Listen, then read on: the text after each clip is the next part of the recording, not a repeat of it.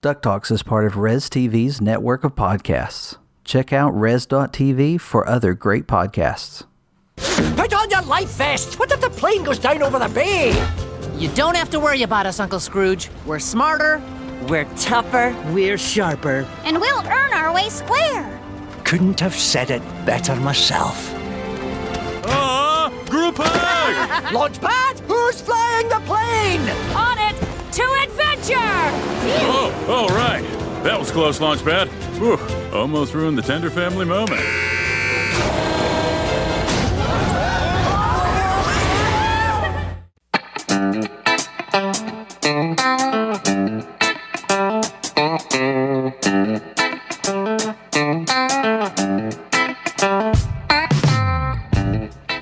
It's the week of Thursday, March the 18th, and you're listening to episode 125 of DuckTalks. Welcome to DuckTalks. We are a Disney Afternooniverse fan podcast. I dropped the DuckTales. We'll get to that in a moment. We are a DuckTales fan podcast as well, but some things are going to change coming up in the near future. We will continue to be fans of DuckTales, but I would imagine we're going to be talking about a lot of Disney Afternoon content coming up. If this is your first time listening to the show, we want to welcome you to the show. Thank you for checking us out. We appreciate you listening to the podcast or watching us if we're on YouTube with this one. Or listening on YouTube, because that's a thing too that we do. But thanks for joining us. We hope that you enjoy the podcast and that you would feel like, you could give us a like or maybe a review, a positive review. You have negative reviews. We'd rather you email us.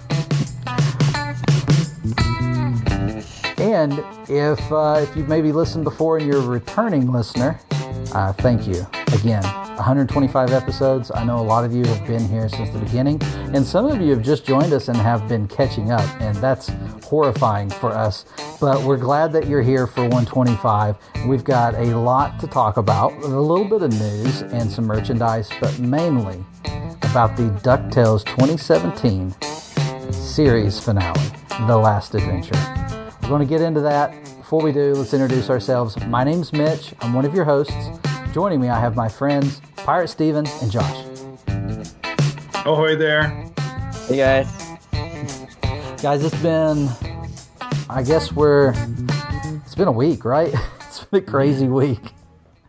We've been covering DuckTales now for 125 episodes of this podcast. DuckTales, the series, ended up with 75 episodes, some shorts. 75 episodes and some shorts. It's been a wild ride, a lot of hiatuses, so it's not abnormal for us to get on the microphones and talk for a while about news and merchandise. So people have been asking us, what are we going to be doing in the future now that the show has come to an end? And I think we're pretty much going to be doing what we're doing already, maybe just not as often. Yeah, I mean, we always considered ourselves like the hiatus kings because, like you said, we did 50 episodes while DuckTales was on hiatus. And we have a lot of experience with DuckTales on hiatus. So, yeah, we're going to be doing kind of the same thing where we talk about all the new merchandise. The merchandise this year is just going to be killer with all the cool Disney Afternoon stuff that's coming out. And other brands under the Disney tree that we love that are coming out with new merchandise. We're going to be sharing a lot of that. And Disney Plus stuff. So definitely, if you liked our content that we brought out with DuckTales, stay tuned for the rest because we're just going to keep bringing it as long as you guys and girls out there are following and listening. And we also have some upcoming DuckTales things to talk about too. There's the podcast that's coming out that will be going for at least 7 weeks, and so we still have things to cover that. That's going on, so we definitely want to get that out there. Yeah, and Darkwing Duck's anniversary, it looks like we're going to get a lot of merchandise out of that, or at least there's a few things that we know about that's coming, and we're expecting a few things to be announced throughout the remainder of the year. At least we're expecting. I was trying to look for information on the DuckTales podcast. Isn't that coming out soon? It's March 29th, and it's going to be 7 episodes. We don't know the episode length of it, and I believe it's going to be on the YouTube channel. But it starts on March 29th. Yeah, and that's got the full cast. Well, it's got members of the cast on it. We don't know exactly who all will be on it. There's been a few announced, and everybody's looking forward to that, just seeing the show continue in some form. It was really kind of tough saying goodbye to DuckTales after all this time. We got so excited about the show coming and, being able to relive our childhood. Not to mention we've been able to introduce our children to this world and be able to point out every little Disney Afternoon Easter egg and go back and watch those episodes. I remember after watching, we'd seen it before, but I remember after watching the Double O Duck episode, we went straight to Double O Duck in the 87 and watched that as well. And so there's a lot of ways that you can enjoy this show. It's exciting that it's coming to Disney Plus. That's one of the items on our news, is that season 3 has been announced. April 30th, season 3 of DuckTales 2017 will be on Disney Plus. Will it be in the correct order? Probably not. Probably not. My guess is that the first episode will be The Trickening, because as we know, in production order, that was the first one that was supposed to be released for season 3. So that's my guess, that it won't be in any coherent type of order. Maybe we'll see The Last Adventure will be the first episode. Who knows? Some people would be excited about that. I know a lot of them corrected fast. Yeah, I know iTunes still hasn't put up the remainder of The Last Adventure. We've reached out to a contact of ours, a friend of the show, at Disney, and let them know that it was not on there, but we've not heard anything back.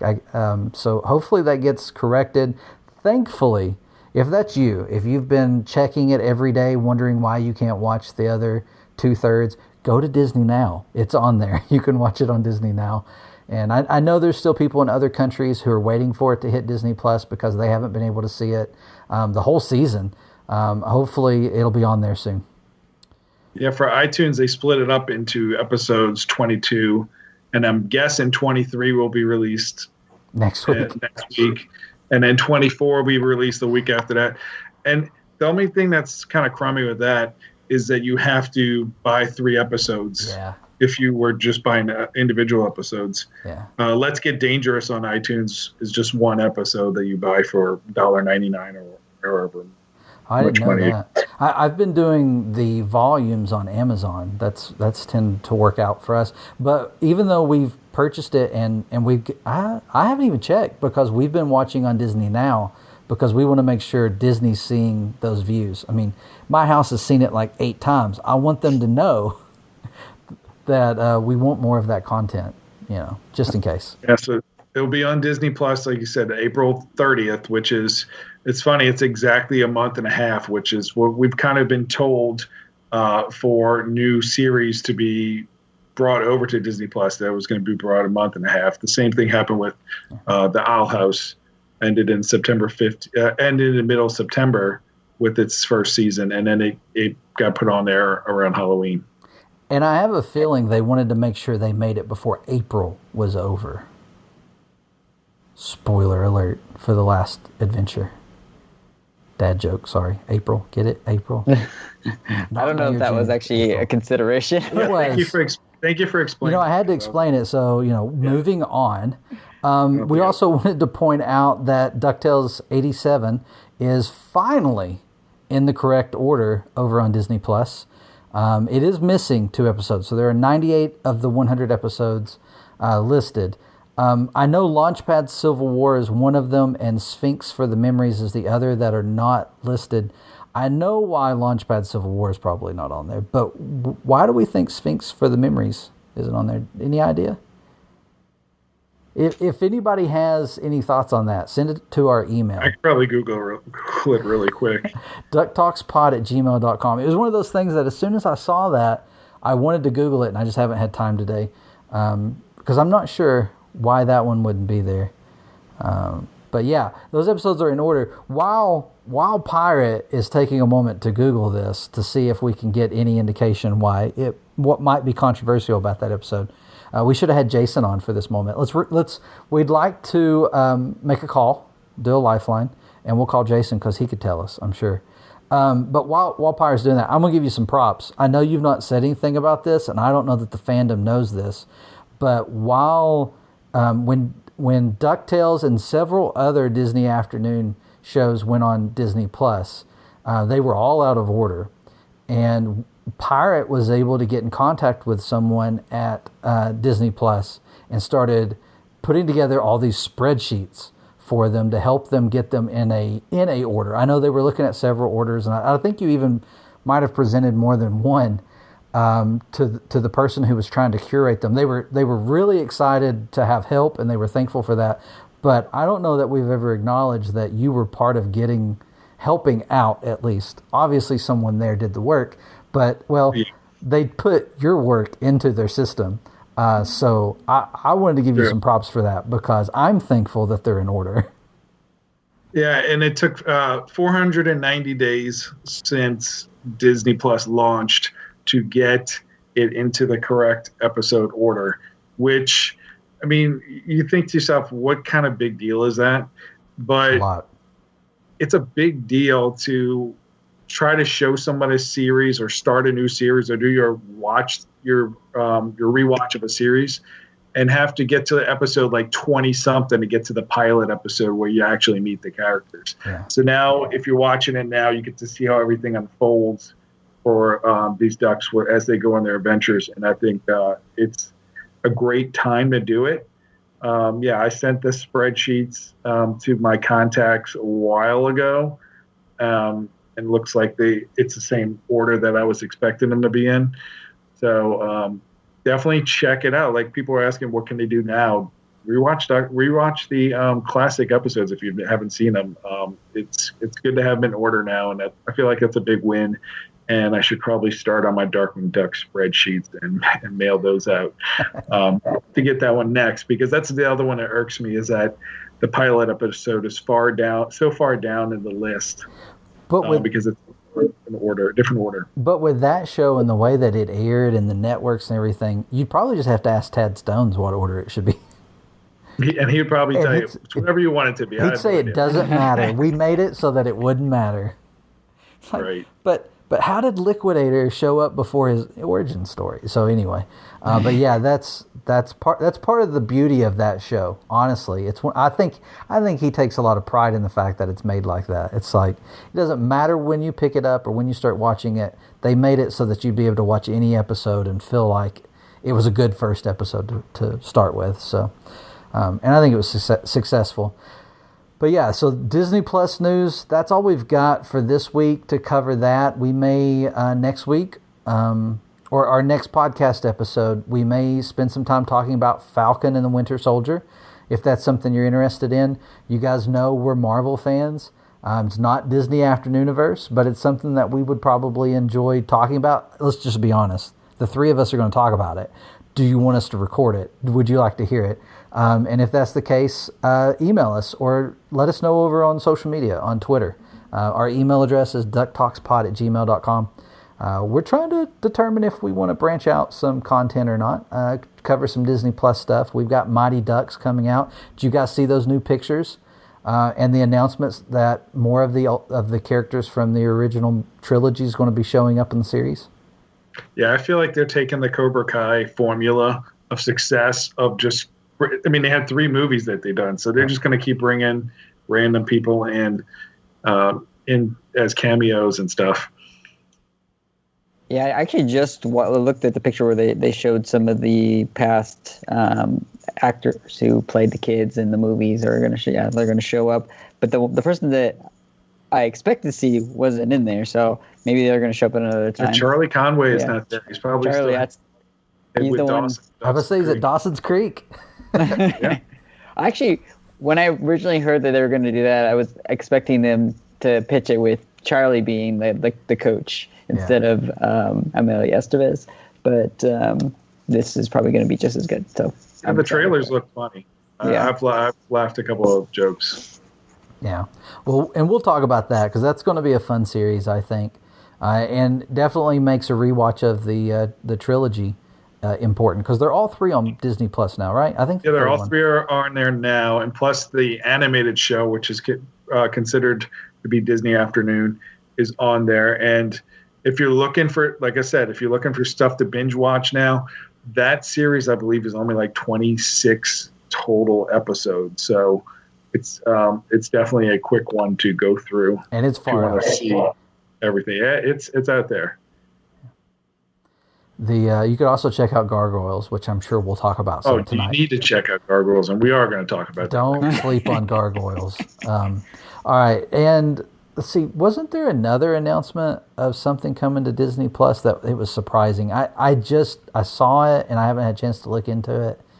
There's a lot of stuff coming up soon that I wasn't expecting, so I'm sure we'll talk about that in the future.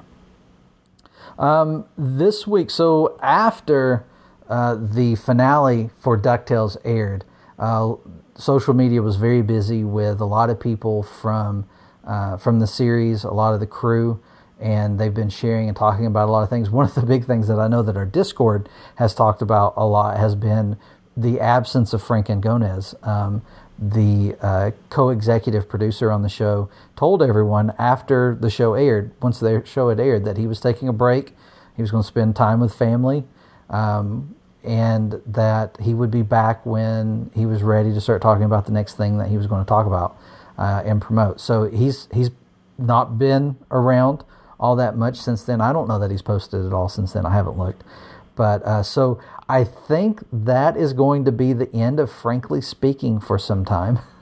We won't be doing that segment where we take a look at his Tumblr questions. And then, but one of the things that we did get this week from one of the crew members is Sam King shared a spoilerish pin for anyone who hadn't seen the finale yet, a Webby pin that they gave everyone who worked on the finale. And after that, I think it might have been you. Was it us who asked about any other pins? Yeah, and we always like to say it jokingly, we don't do pins. But I do DuckTales 2017 pins because I want to gobble up as much of this series as I can.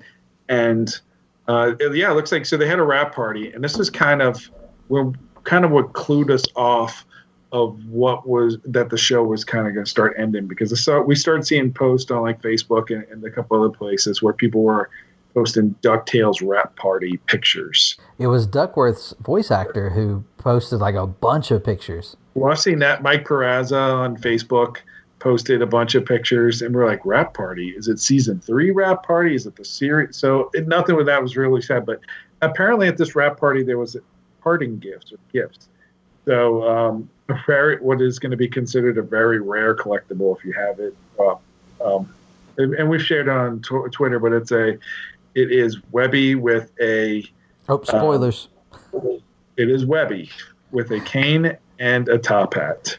So I think that it's a really cool design pin, and if I ever see one pop up on the eBay, I will throw some money at it.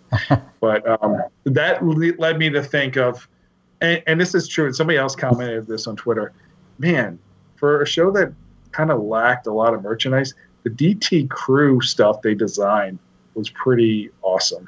Like there was a Della jacket that had on the back of it had the moon and Della, and on her spear Celine.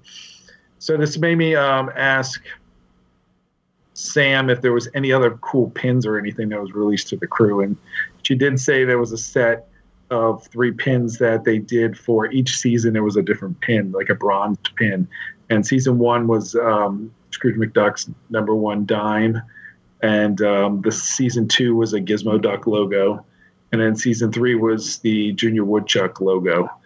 And man, would I love to have those pins. So if you're out there and you worked on DuckTales and you have those pins, DuckTalksPod@gmail.com, and let me know. Or if you're with the company who made those pins and you happen to have some. There you go. Or you have season 3 posters. We need those too. I mean, We do need those. You can't find those anywhere. We've tried. We've asked. We've asked several times. It's like, don't mean to bug you again, but season 3 poster. All right, so yeah, those were really cool. It was cool to see that and to know that the crew had keepsakes. It was one of the things that was really cool about following this crew online is you could tell that they all genuinely enjoyed working on the show. They really just loved working on this series and with one another. And I doubt we see many of those pins float around for some time. I would imagine everybody, even people who didn't spend a lot of time on the show, just gushed and gushed online about how good it was to work on the show and how great it was to work with everyone. So I would imagine that would be a hard one to find. All right, last news item. This one was a surprise to me and had me booting up Disney Sorcerer's Arena while we were going over our show notes because Josh hit me with a surprise.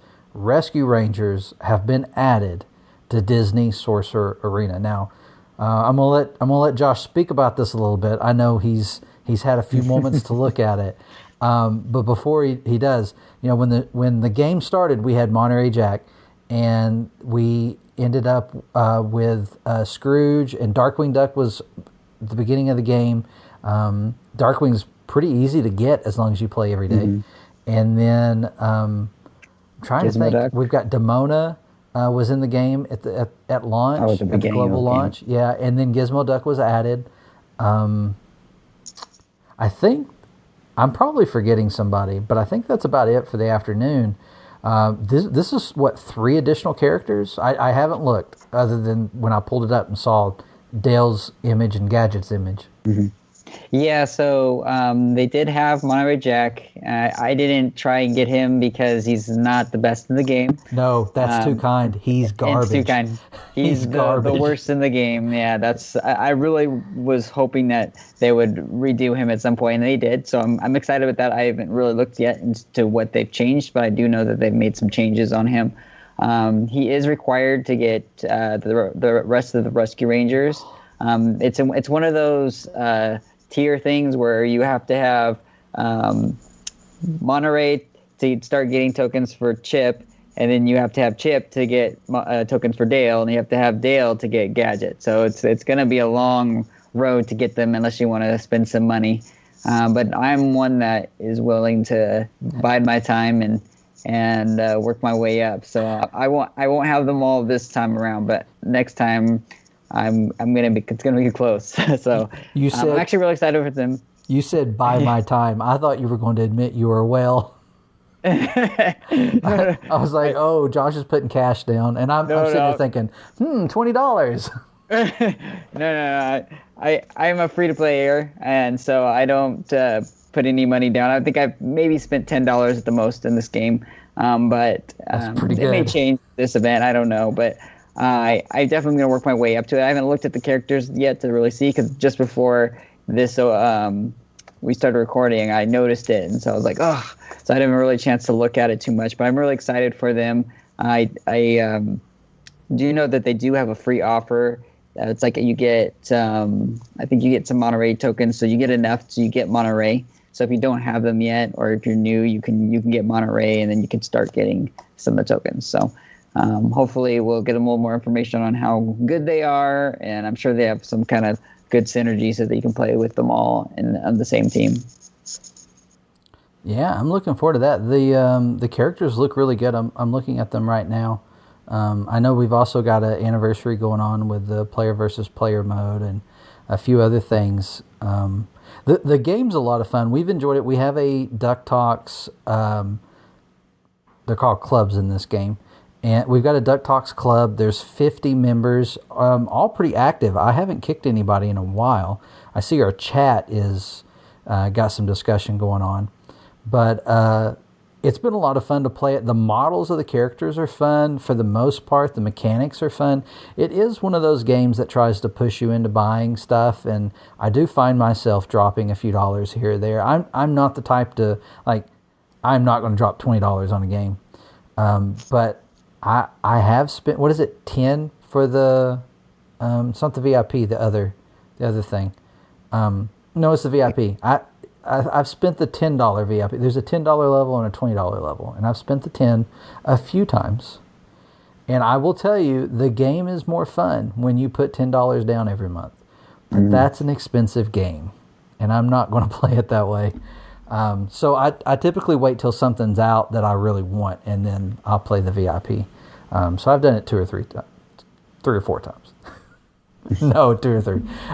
It's fun. And check us out. If you decide to play and you're new and you're looking for a club to join, let us know, and we'll put you on the list. I don't have a list right now, but we have had lists in the past. And currently we do have 2 open spots. So definitely let me know and I'll get you on there. It is a closed group for now, but I may open it up so that we get those 2 spots filled. But that's exciting. I'm glad to see those characters added, and I really hope that fixes Monterey Jack, because it was so disappointing. I put a lot of effort into him at the beginning of the game only to realize this guy's getting me nowhere, and I ditched him, and he's at the bottom of my list now. And I just leveled him up because I already had all the tokens and everything. I just wasn't spending the coins on it. But anyway, we'll do a blog or something on the Rescue Rangers being introduced to the game, because those are always fun. And we'll be. It's good timing, because they just announced that the Rescue Rangers movie just started production, because they showed a picture of the Rescue Rangers clapper board that they used for the movie. So I'm excited about that. We've been talking about that one, and hopefully it'll be released next year. And I think I've finally figured out what this movie is going to be about. So I was rereading things because I was considering writing a blog, and I just haven't had time yet. It looks to me like the Rescue Rangers was a show that took place at some point in maybe the 90s. And the main character, or not the main character, the human character who will be on this show is now a detective, so they've grown up, but they watched the Rescue Rangers on TV as a child. Is this sounding familiar? Mm-hmm. And the show will be about Chip and Dale, who I guess were on the show. I guess they're actors. And they're going to be going on an adventure with this detective. So that's what they mean when they talk about it being, what was the word they used? Acknowledging the fact that Rescue Rangers existed in the past. I think they're pulling a Darkwing. But in live action. I mean, it really looks like, this character is going to be the launch pad. This human character is going to be the launch pad. And Chip and Dale are going to be like retired actors. Which they're cartoons, so. Yeah, they either could be actors, or that could have been their actual adventures, and then they just retired from adventuring or something. Yeah.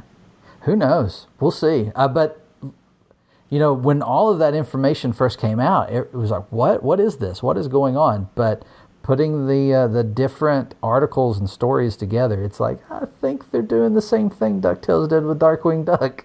Mm-hmm. We'll see. Yeah, I'm excited for the Rescue Rangers revival. We have this movie coming out, those Mouse Watch books that we've been reading. Yep. It's that new Chip and Dale series that's coming out to Disney Plus. So this is it's gonna be fun to have Rescue Rangers be reintroduced to people, and we get to reintroduce our families to them now. Oh yeah, played a lot of Rescue Rangers out on the preschool yard. Fond memories with all the pals. All right. And NES game is pretty serious too. Honestly, of all the NES games, I think Chip and Dale might have been my favorite as a kid.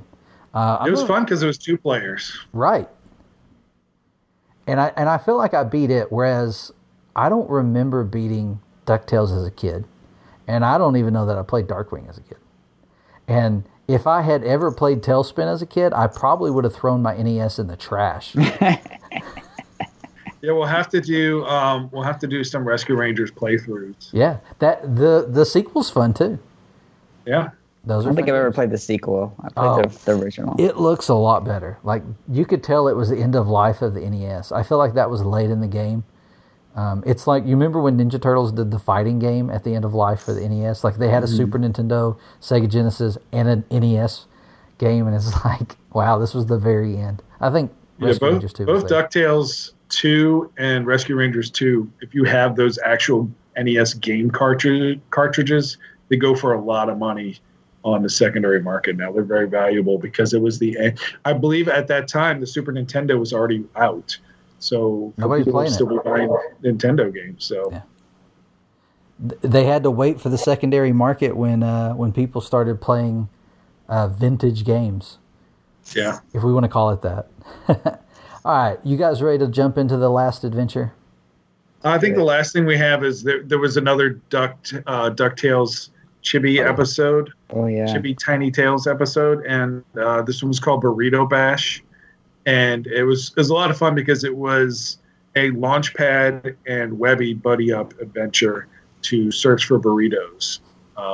When Scrooge McDuck and I think Donald and the boys go to, it looks like a McDuck resort or something. They're trying to relax, and Launchpad and Webby just go off to get a burrito.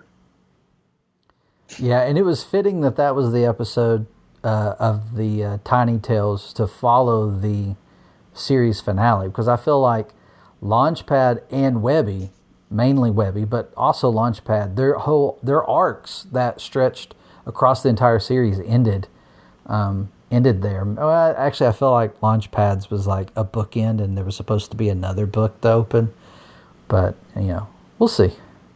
And that was the last of those DuckTales Chibi Tiny Tales. There were 3, right?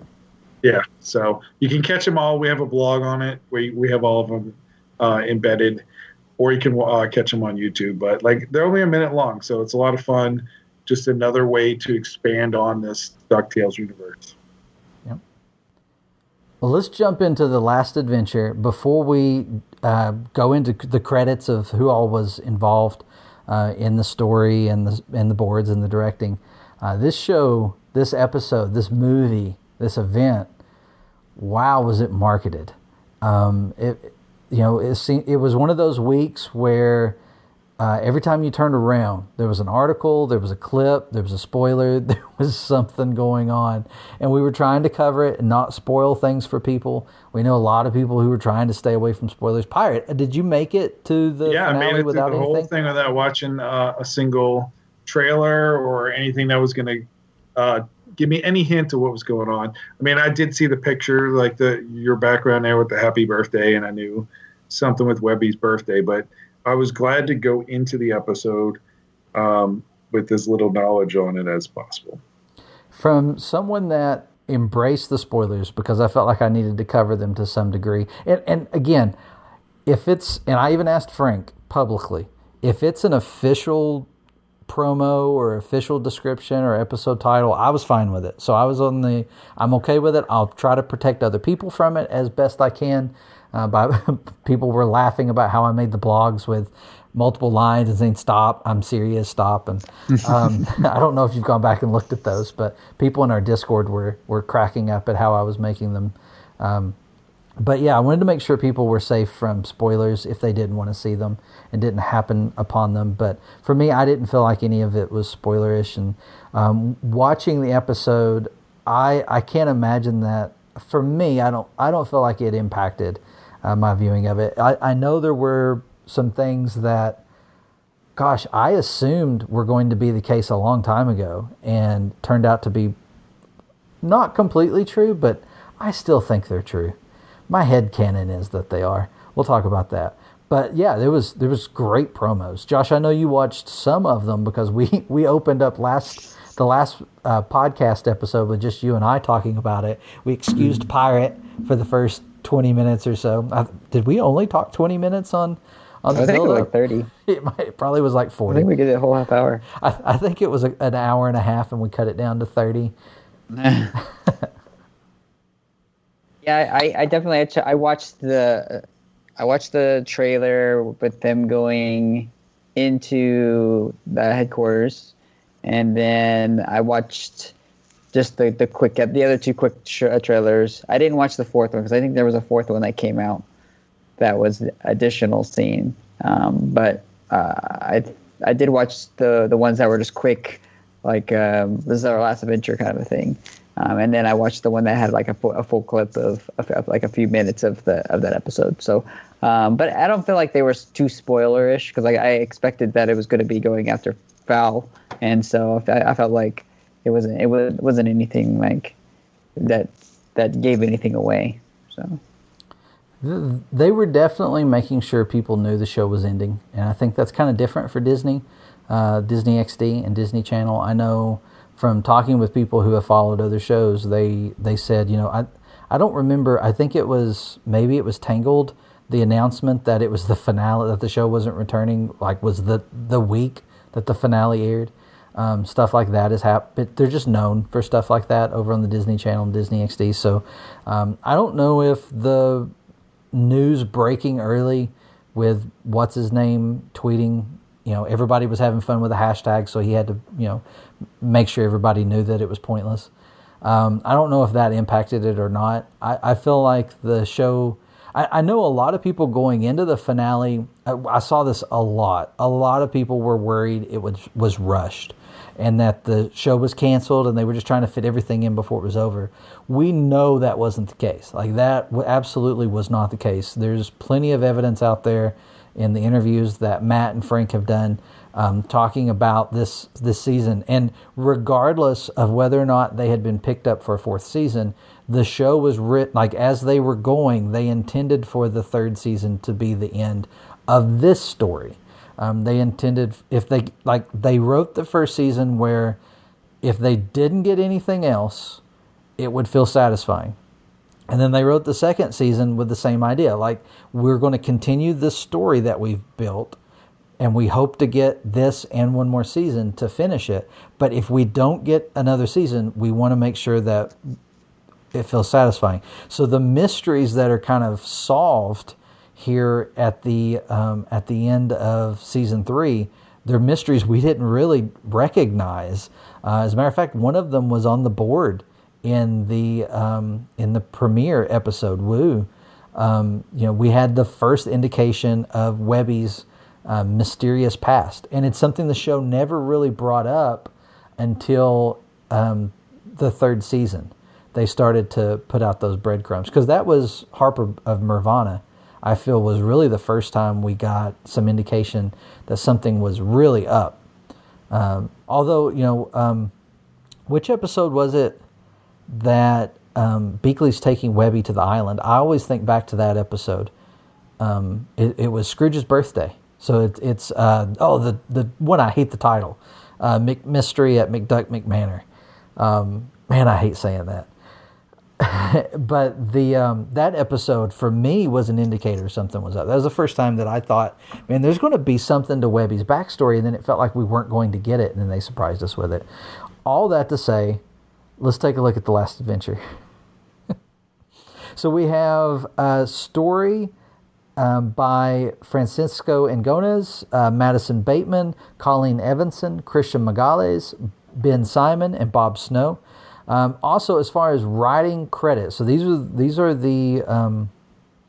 how the writers were divided up. You have Frank Angones, Madison Bateman, Christian Magales, Ben Simon, and Bob Snow. And then storyboards, and I haven't read these beforehand, and I see some new names that I have not had to pronounce on here. Vince Aparo, Kristen Gish, Stephanie Gonzaga, Victoria Harris, Sam King, Catherine Marusik, Stephen Park, Crystal Ureta, Matthew Carbonella, Johnny Castusino, Haley Foster, Catherine Harmon, Ben Holm, Anthony Mazzata, and Brandon Warren, and then directed by Matthew Humphreys, Tanner Johnson, Matt Youngberg, and Jason Zurich. Now, does Matt have another directing credit in the show?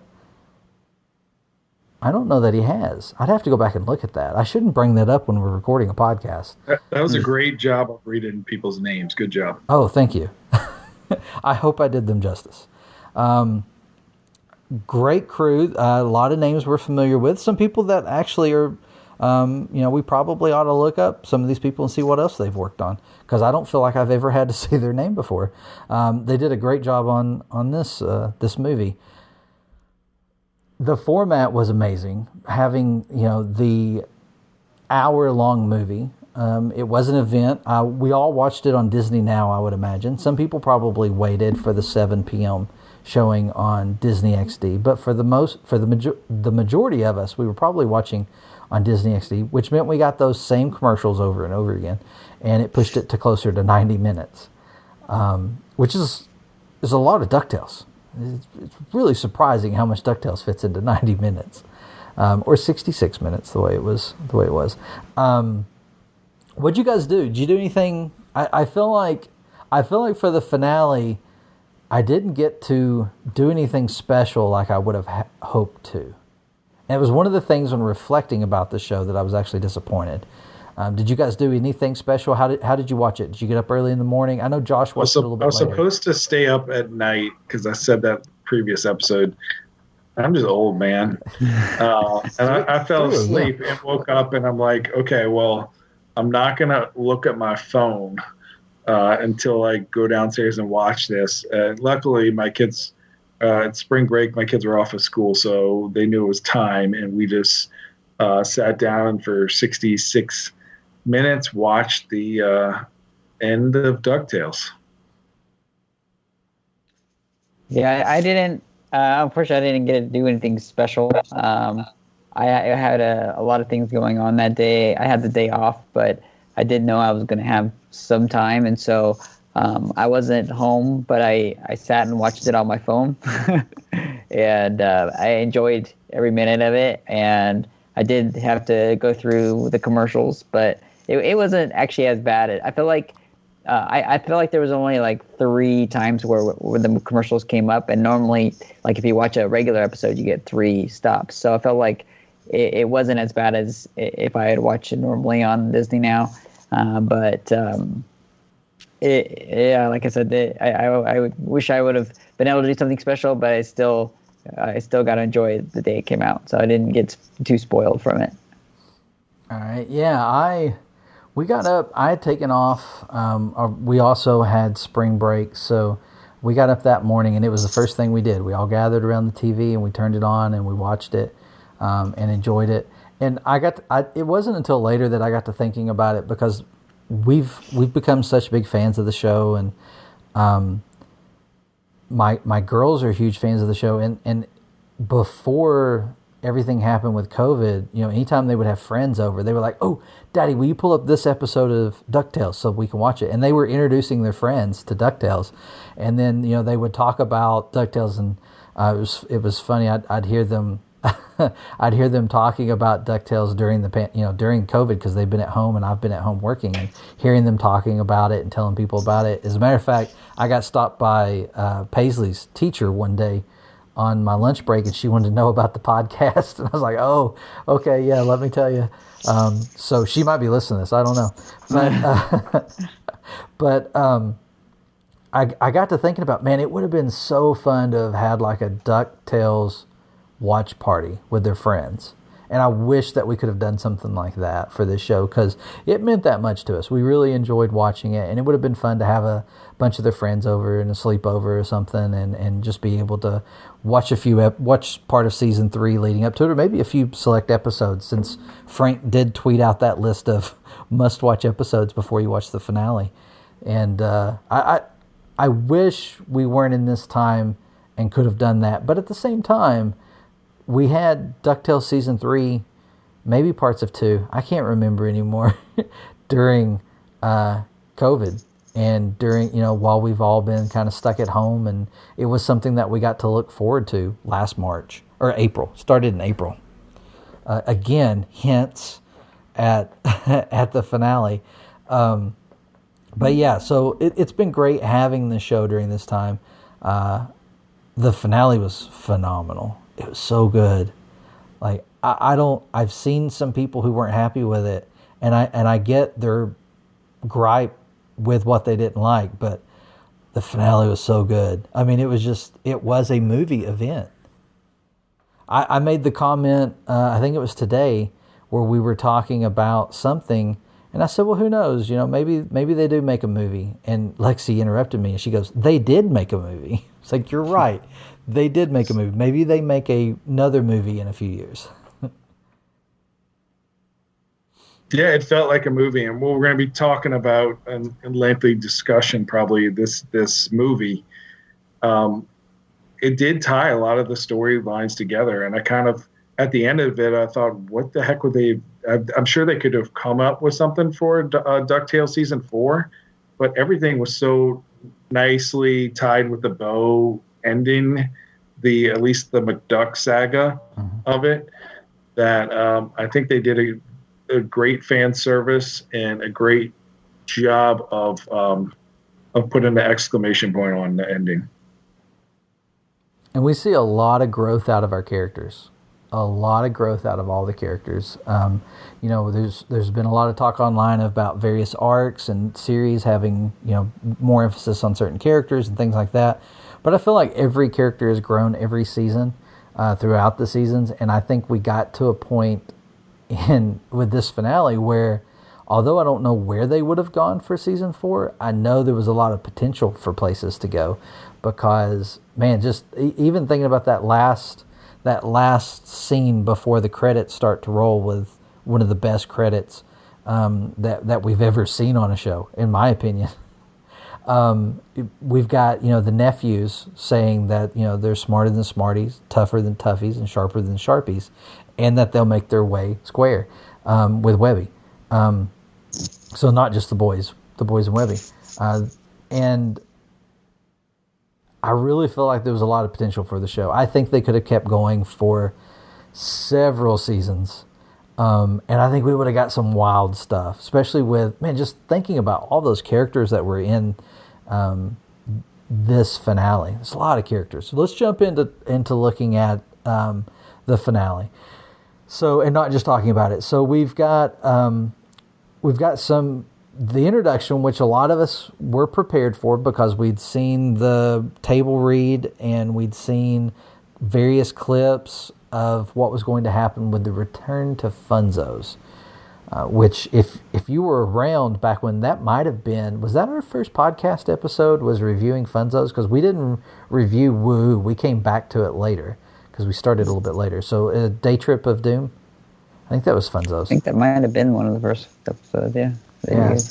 And we were on board with this Chuck E. Cheese DuckTales creation. It was a lot of fun, and we get a lot of callbacks to all the times we've seen Funds, all the times we've seen Funds. And I love the intro music when they're playing that the DuckTales theme song as if it was like in a Chuck E. Cheese type atmosphere.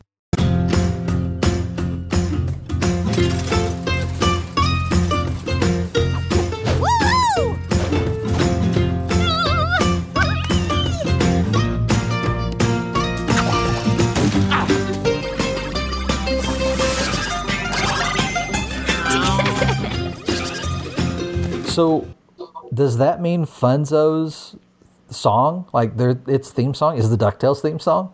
No, that's not what it means. I mean, I think it was. And what is Sebastian the Crab doing there? Because they got this blue Sebastian Crab thing that you'd never seen before. He does look like. I was thinking the exact same thing. That's funny. Yeah, so I would have a birthday party with my kids at Funzo, for sure. Yeah, the deepest, bottomless ball pit, which is for the little kids.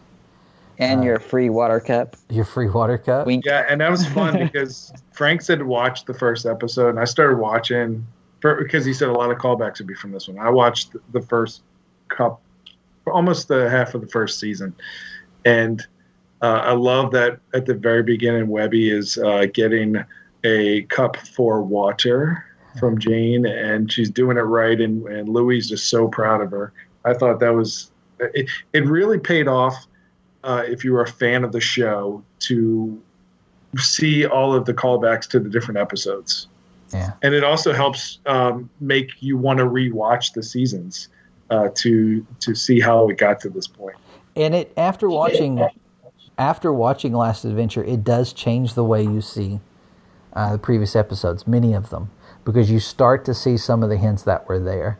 And so, yeah, Funzos has always been a great part of DuckTales 2017. I'm glad we went back there for the end, which we knew Fowl had a base there. I'd kind of imagined they had evacuated, but I guess Dewey and Launchpad didn't know that they were there. So I guess it makes sense that they could return. It was cool seeing them. I was thinking, why are they scrambling? Why aren't they taking on the Ducks? And then Bradford says it's time for the last adventure, and it seems like it's a television thing where we get the episode call out here, but it was more than that because the last adventure was an operation he had planned for 30 years. He'd been planning the last adventure, so the title of the episode fits into that, and that was really cool. I liked Webby's party, and they had the fun lines of she was asking him how many coupons did you have to use to buy this party, and Beakley's like he paid full price. Yeah. She's like, what? And then they had, the three Caballeros were there. They had I like the scene where Gladstone's playing skee ball and he's kind of just throwing it over his head. And winning, and then you see Donald and Della just struggling, hitting the sides. They're destroying that thing. Yeah, and it was really cool to see Della with Daisy, like seeing them like galling around, and I thought that was really cool. And I always thought what kind of relationship she would have with Donald's girlfriend, and I thought it was funny when she found out Feathery, who was also at that party, about this adventure they're going on, just the two of them.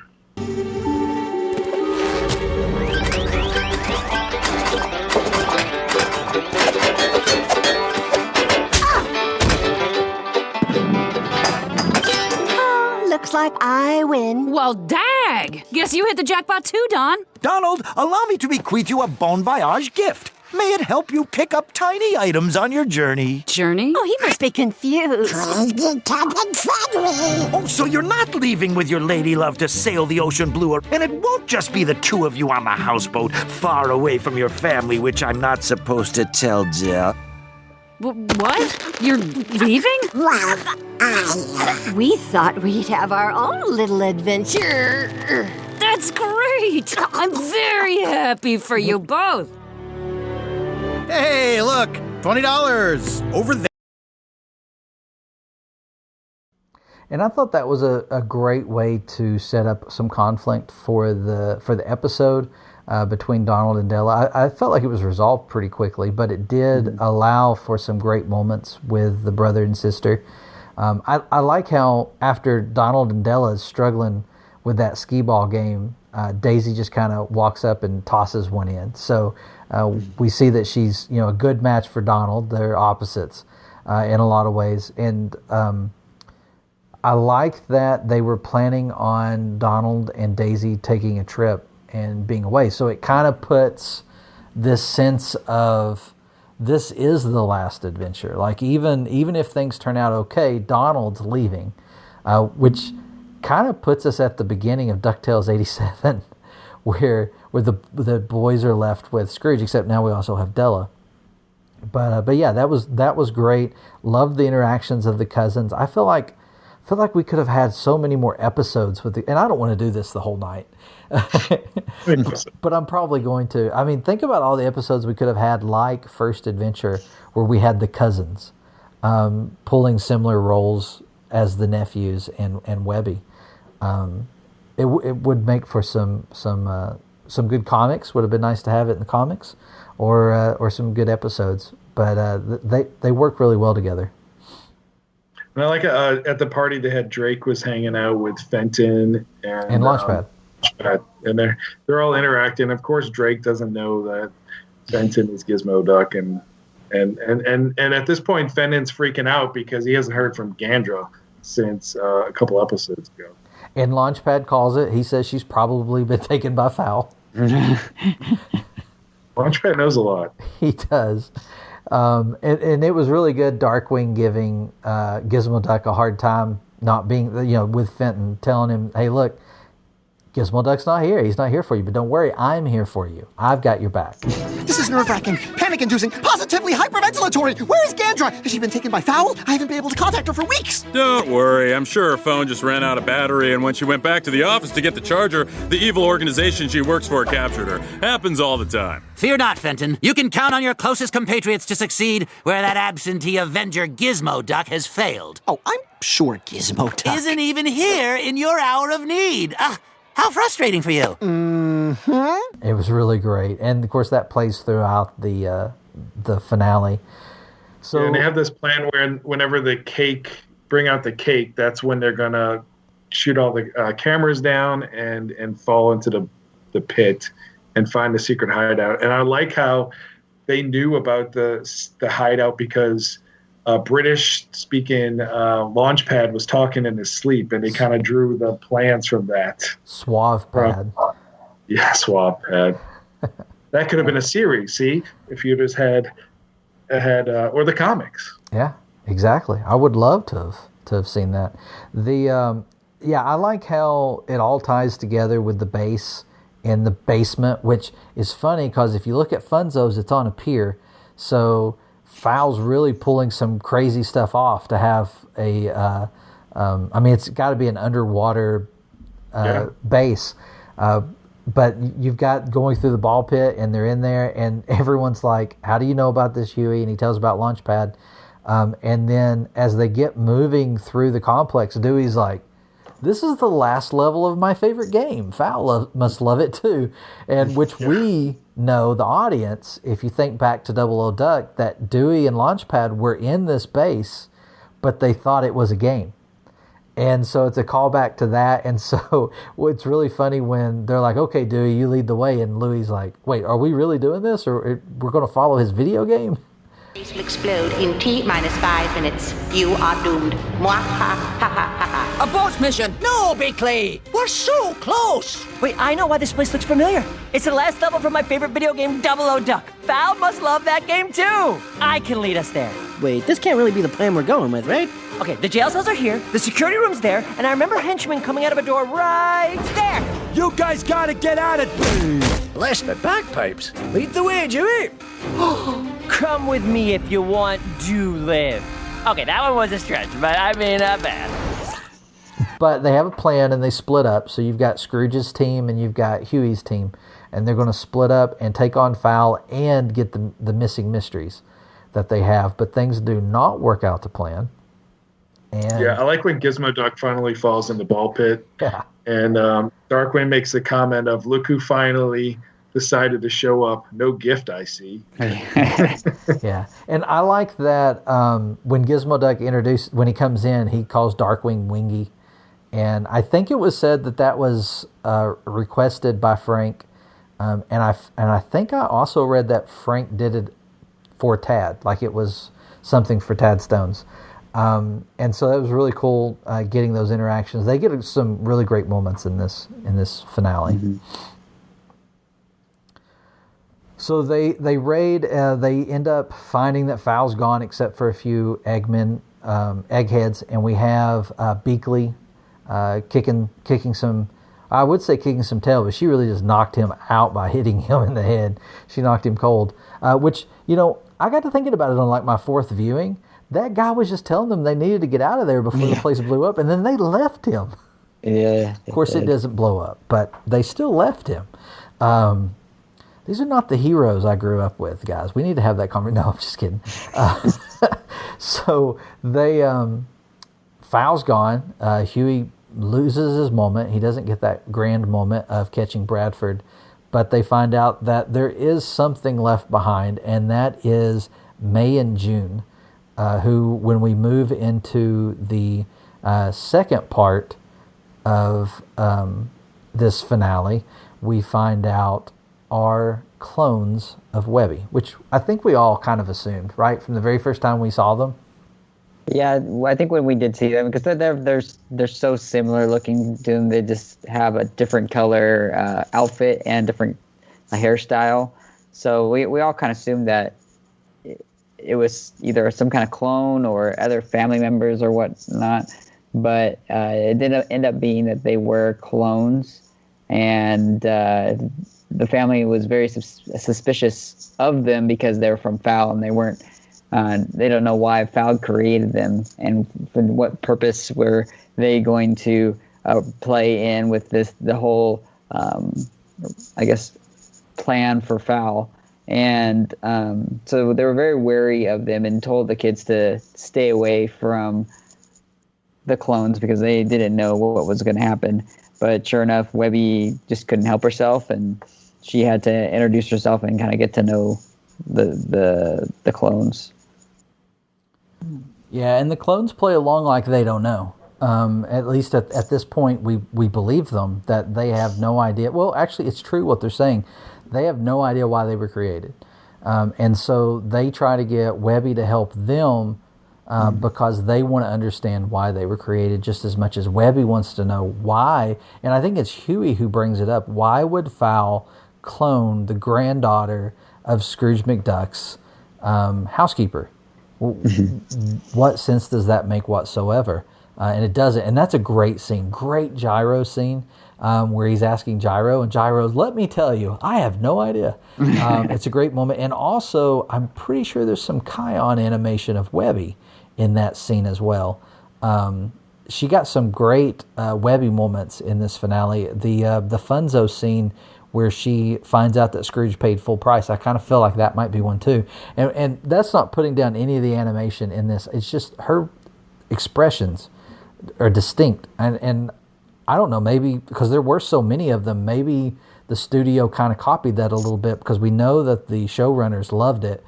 Her work on Louie, they figured they were taking notice of the animation with Louie. And I know the entire fandom tries to figure out what scenes she's worked on. And I haven't checked whether to see if I'm right, but I'm pretty sure those two Webby scenes, that Webby scene and then that Huey scene are a couple of them and the girls also pointed it out with Huey. But Huey has a great moment with Beakley when he's like, Bentina, we have to do this. And she shuts him down. Planning to clone all of us to replace us. Or they're using clones as an evil workforce to combine all the missing mysteries into a giant ray gun to hold the world hostage. That's what I do. Maybe they're like putting people in boxes? Boxes? Boxes? That's almost as ridiculous as Gyro's idea. Hey! We were so close, and now we're back to square one. We don't have time for theories. We need answers. We gotta question those clones. No. How else are we supposed to figure out the connection between Webby and Fowl's plans? There is no connection. I understand you're upset because your carefully researched plan was a failure. But I will not allow my granddaughter to be a pawn. The lad has a point. We still have two of the missing mysteries and the clones. The more we know about Fowl, the better. Perhaps there's something in your old shush files. Those files are classified. So unclassify them! Cough up the information, Bettina! I mean, Mrs. Beakley, I'm so sorry. Yeah, I also love how Launchpad kind of figures it out early, and he says maybe they're putting people in boxes, and he's drawing like pictures of boxes. And, they have 6 sides like boxes. Yeah, he kind of figures it out early. And we can't forget this whole series built up to this one moment, right this spot in the show where we had the finale of Ottoman Empire. You know, there actually is a lot hidden in those Ottoman Empire sequences with the return of the father. And then also apparently they have their own saying about family is the greatest, what do they say? The greatest footstool of all, or the greatest, is that what it was? Yeah. It's something like that. And which is a callback to family is the greatest adventure of all, which I think, who was the first to say it? Was it Launchpad at the end of the premiere when he says family's the greatest adventure of all? Oh no, the ground. Was that the first time it was said in the show? It might have been. I can't remember if Scrooge said it. I know Glomgold had the family's the greatest treasure. Or was it not family? Employees are the greatest treasure. So, and then it was like the community. Like he's had a bunch of different ones. Yeah. So, but I think Launchpad might have been the first one. We'll have to go back and look at that. If I'm wrong, let me know. And we see later on that Webby has adapted her board, and now it's her family board instead of all the mysteries that we've seen previously. And she has pictures of all of her family. She has different categories. Her friends are up there, and this is kind of throw in May and June for a loop because they want to find out why were they created, what's going on, and they can't figure it out from her board. Yeah, they say this looks like it's more about McDuck than us. Yeah, and they start cutting strings. Yeah, she cuts Lena's, and Lena just goes off. She doesn't want any part of that, which gives her an opportunity to get away from everybody and to start pocketing. If you can say that about the sword, because it doesn't fit in her pocket, the sword of Swanstantine. But before we move on from that, we have to point out the scene with Donald and Della again, where we get another family moment, because Donald's packing to go on his trip with Daisy in the houseboat that is still in the pool, let me point out, as he's packing for this trip, and Della sees his Hawaiian shirt, which is from the original Quack Pack. And does she say it's so 96? It just says, is it 1996? Yeah, so that's the year Quack Pack came out. And but she pulls out the sword of Swanstantine in that scene, and they leave it on the floor when they leave to go shopping for Donald's clothes. The Duck family is not doing a good job of protecting these missing mysteries. So you find out that May and June are trying to get these two artifacts and meet back at a rendezvous point. So you kind of find out that they aren't who you want them to be. They're not the good guys in this case. And then so Swanstantine's sword is the first artifact, and the second one is the bagpipes that turn stone into a Yeah, and that's another great scene when Webby walks in on them and finds them with the mysteries, which is kind of funny, right? That the Ducks ended up with only 2 of the mysteries. They were not doing a good job of collecting these or keeping up with them, apparently. But she walks in on them, realizes what's going. Oh, she doesn't actually realize what's going on, and I'm trying to remember. June's the one in blue, and May's the one in yellow, I believe. May kind of has this take charge attitude, and she's like, I'm taking the mysteries, you get her. And we have this fight between June and Webby, and it looks like when the dust settles, it looks like June has won, but we find out at the beginning of the next part that it actually was Webby who won, and she disguised herself as June in order to infiltrate Fowl and to get answers. And it was an intense fight. Yeah, it's a good fight too. That she used the Quacky Patch doll from the original classic DuckTales on her, and then this is also the moment that I was waiting for, was when the gummy berry juice was going to be reintroduced. Mm-hmm. And Webby took down the gummy berry juice, so that was good. That was good that she was able to stop June, even though she had that one up.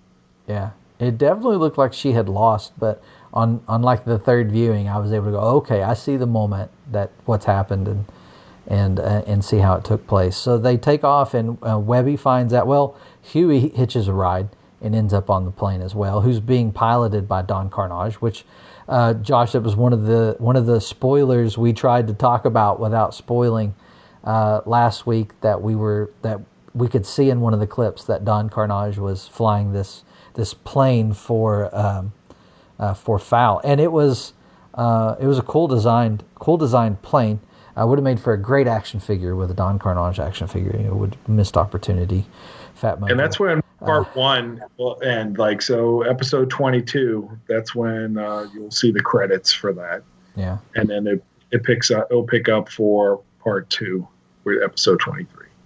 So we have the Fowl agents leaving the McDuck manor and coming to the Library of Alexandria. And Webby recognizes it, almost breaks character. She does break character. May's on to her, but never does anything. I feel like May could see it, but she never does anything. And that library is a big Don Rosa story. One of the best. One of my favorites. That's not part of Life and Times. So, and the connection with the Junior Woodchuck guidebook ends up being there to an extent. I mean, it's not as deep as Rose's, but it is there. We do go on to find out that Bradford was the first Junior Woodchuck. Wait a minute, Josh, did you, or am I remembering this incorrectly? Did you throw out a theory that Bradford would be related to Finch, or am I thinking of somebody else? No, it wasn't me. Okay, I didn't get that wind at all. Well, I remember talking with someone about it, and it was probably in our Discord. And I was like, "There's no way he's a buzzard. She's a finch. I just don't think it works that way in the duck universe." Apparently, it works that way. And so he had a name for her too. That was funny. But yeah, Bradford is the first Junior Woodchuck, but he was a bad one. He was a very bad one. Turns out that the missing pages of Isabella Finch's missing journal was supposed to be part of the original Junior Woodchuck guidebook. So going further into Huey's story arc for this season and the connections, which really kind of pulls Huey in a little bit, and you kind of get a sense that he's considering what Bradford's saying, that Bradford's just trying to protect the world from his uncle. And Bradford does a great job of laying it on thick and getting Huey to consider it. But in the end, he knows what Bradford's doing is wrong. And then we have the siege on the library. And I think it's hilarious that as they're loading up in the plane to go after Webby and Huey, before that, we get a great scene with Donald and Della, and we get that moment of Donald taking off his red bow tie while he's in the blue suit, because that's what they bought when they went shopping for clothes, is another sailor like outfit. I said, it's a classic. It's classic. He takes off the red bow tie and lets it go off in the wind, and he's like, "Let's go on an adventure." That's not what he says, but that's what's being implied. And so they all load up on the plane and take off, and you have the kids getting on the plane, and Gyro's talking about how he's going to try to pinpoint their location. And I think it was Louis says, "Oh, I've already found him on my phone. I've already found his phone." GPS, yeah. Yeah. So they take off, they get there, and when Scrooge kind of divvies up what everybody's going to be doing, it's a really cool moment that he says that Dewey and Louie are in charge of those being left in the plane, to come get, to be able to be the backup and to come get them. And then, of course, they pull him aside to talk with him, and he comforts them and lets them know, listen, you're ready for this. You can handle this. And he speaks to their strengths, and they're on board for the time being. And it's another one of those great moments where you see those two characters and the growth. Not only that, but the growth of Scrooge to be able to trust them with this. Yeah, and that was another thing that kind of threw me off too, was that this is the first time that Gosling has talked the entire episode. And I was like, is she just not going to have any lines? Yeah, she's just going to be there. Yeah, so I'm glad she was able to have a speaking role in this one. Yeah, she does have a great moment. I don't think she speaks again until the third part, and then she's got a great moment. Yeah, and then it was great for all, like Lena's like, I'm going because it's Webby, and her and Violet say at the same time. Yeah, and Boyd wants to go because Fenton, not Fenton, but yeah, it was Fenton. I think it was. I think he does say Fenton, but it was also Huey, I'm sure. Yeah, it was. I feel like it was a really that was a fun moment for like a kid, like the kid's moment of we're doing it. And I like that you pointed out that it wasn't Scrooge just trying to get rid of them to do something. Like Dewey's flying the sun chaser, so he trusts Dewey to do that. And Lena's hiding them. So yeah, it's a great moment. They the original three hit the ground and start fighting, and it's got some great moments. You even have Della makes that proclamation, the original three, and the eggheads are like, it's just three ducks, and then you get that moment where they all go Donald Hulk style and start tearing through them, and until Baby Jeeves shows up. Rocker Duck doesn't do a lot in this finale, but he brings Baby Jeeves, and I guess it's the water from Everglades. Yeah. Fountain of Youth episode. Yeah, so the Everglades water is used to restore him.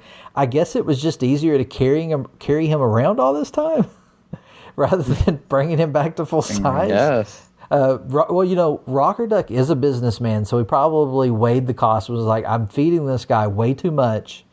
If I keep him as a baby, I'm going to save a few dollars until I need him. I'm just going to put this water right here, and I'll have it when I need it. Isn't he a zombie? Zombies don't eat. But the baby does eat, because doesn't he have to feed him in one of the episodes? So I guess he did feed him. But I mean, the diaper costs. I mean, he probably figured it out. Oh, that's true. He's a big guy, though. That Franken Jeeves. I think that's what Scrooge called him. So, that was all fun. And then we get some great moments. I really like the moments with the villains that we get in this finale. You had the one at Funzo's where they're all sitting around the table. And then we get them all around a table again in this episode when you have the June, who's really Webby, come through and has a conversation with Pepper. And I'm telling you, Pepper is Webby.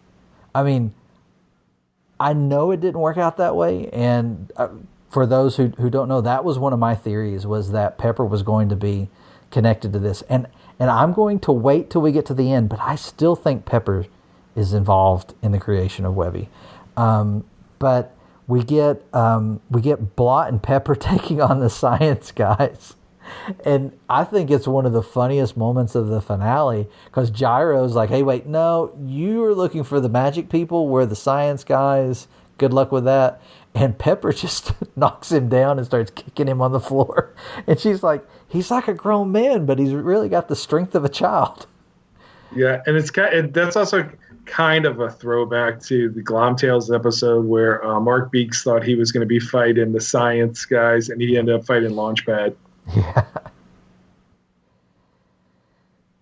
But then the science guys are Gyro and Manny, which we're going to talk about in a few minutes, which not such exciting. A science guy. And of course, we see that it is in fact Gene the Genie.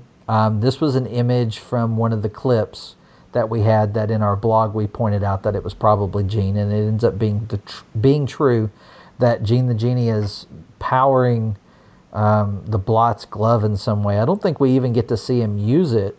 I guess he does shoot, but he did that before Gene. Who knows how it would have worked. But this is when the headless man horse of the apocalypse is brought up. And we find out that Manny's not exactly who everyone thought he was. And it's funny, he clops and says, I can explain. Because the Blot recognizes him because he studied all these things. And Gyro's like, that's just my intern. And we find out there's more to him. But he uses, what is the name of the mystery, the bagpipes? Is it the blessed bagpipes of... I don't remember what it's called, but it has a sign on it that says warning blessed or something like that. It's funny. And the Blot uses it to turn Manny's head from stone to flesh and to turn his body from flesh to stone. And so he's stuck in that pose. And we hear Manny speak for the very first time, and the voice is familiar. I ashamedly will tell you that I didn't recognize the voice the first time I heard it, but I said out loud, we know that voice. And I was trying to figure it out, and it never dawned on me that this would be a Gargoyles reference until the moment when everybody realized it was a Gargoyles reference. I swore I would never do this again. Hold this for me.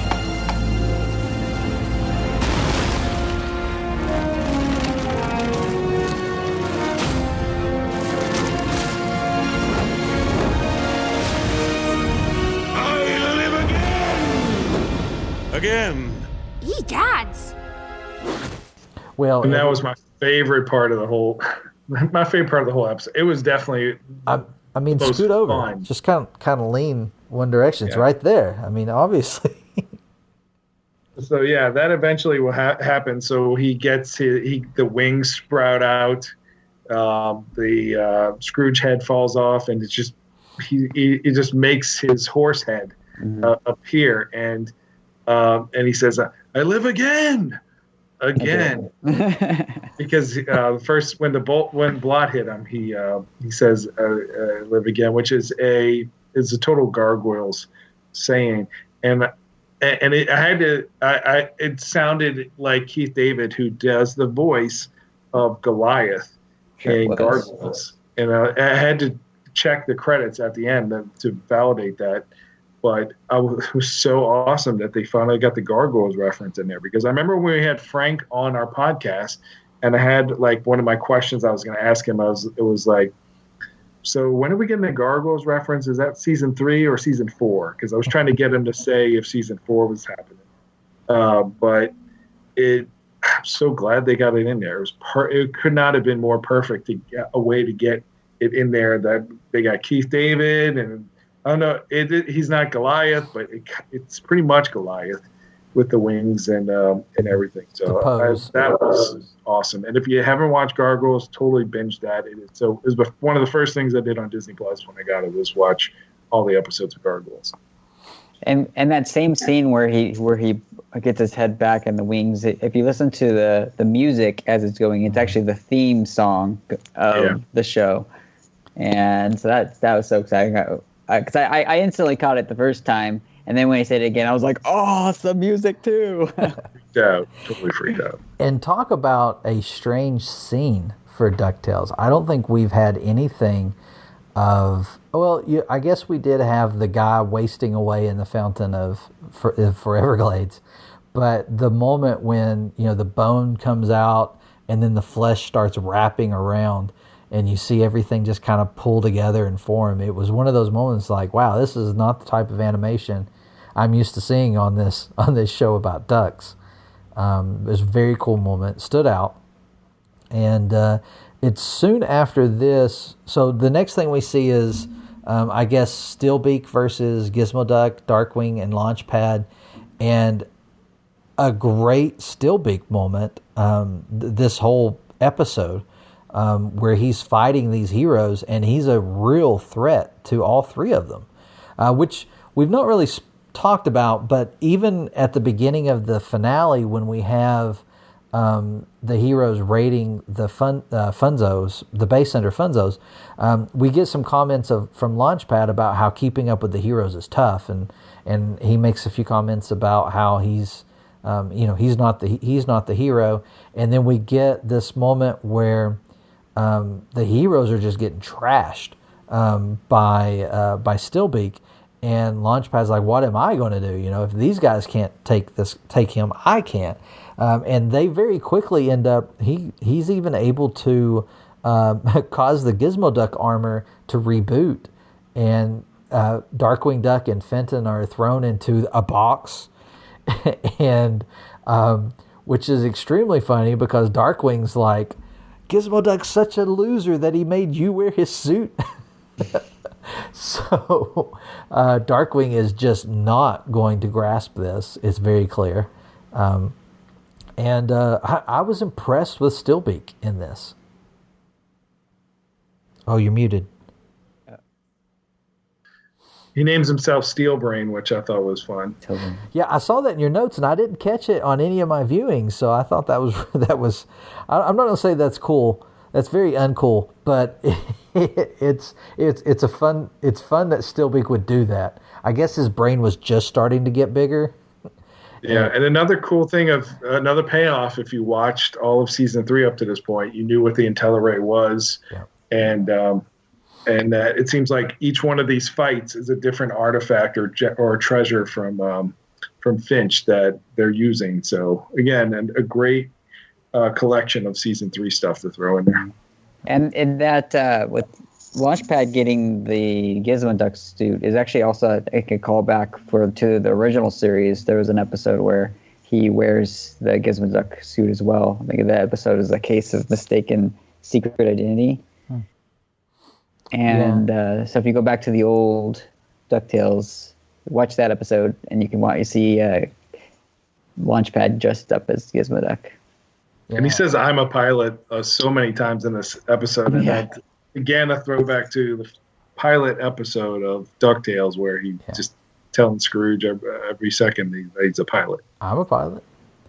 Yeah, and when he does it that last time, when he does wear the armor, and he says it's great because it's this moment of identity, right? Of I'm a pilot, because they're like, who are you? Who do you think you are? And he's like, I'm a pilot. And then the Gizmo copter takes off, and you see him start to wander here and there and crash, of course, and take everybody out with him. But I like how he doesn't say blather and blatherskite. He says something completely off. And the suit's just like, close enough. Yeah, that'll work. That'll work. Get back up! Got this! I'm sorry. I'm not a hero. That's ridiculous. You helped inspire me to be a hero. And me, pal. Same here.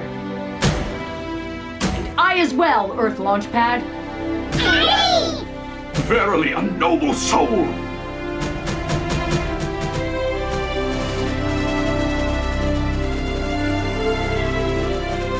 We may be heroes, but you have the heart of one. Awaiting new user. Say it. Blamity ballooner size! Close enough.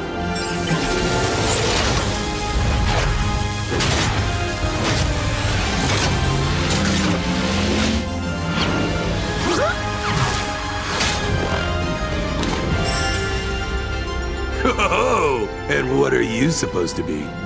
I'm a pilot.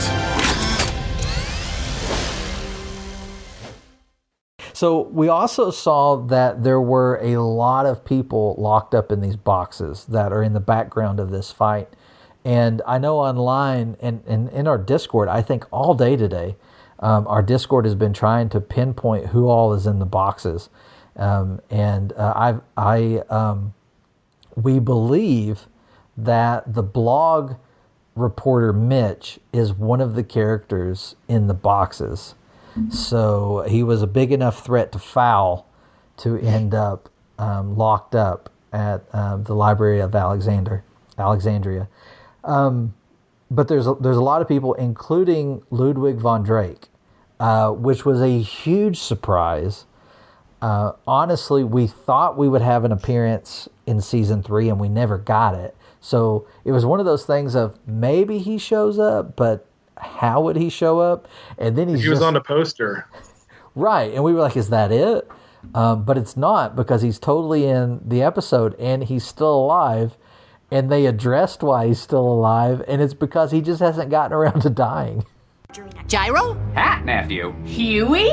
Gandra? What's going on here? Bradford's grand plan and everything.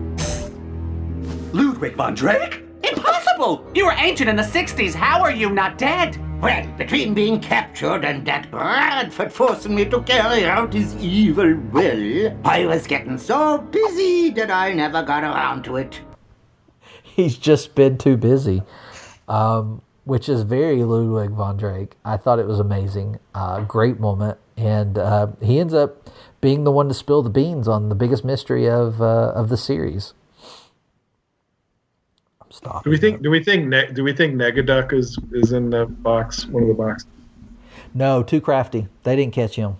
All right. Well, I think the duck personas of me and Steve are next to Mitch's reporter. Saw the shadow. Saw the shadow. There's like this big hat, right? And then one of the other characters, there's like this glow at his wrist, and I'm pretty sure it's a wattle watch. Yeah. Yeah. I'm pretty certain of it. I'm convinced. Did we talk about Launchpad's actually fighting like Glomgold? Because this is Glomgold's big moment. Well, we hadn't gotten there. You brought up the IntelliRay, and it ends up, it looks like it had been improved on, because now it has an added feature where Steel Brain, I don't like it, where Steel Beak is able to control others with it, and instead of shooting Launchpad and controlling Launchpad, because that's what a Steel Brain should do, but Steel Beak brings out a rogues gallery of Scrooge villains. And I'm leading up for you to to say what Flintheart happens. Glomgold jumps out of the box, and first, of course, his first words are Flintheart Glomgold.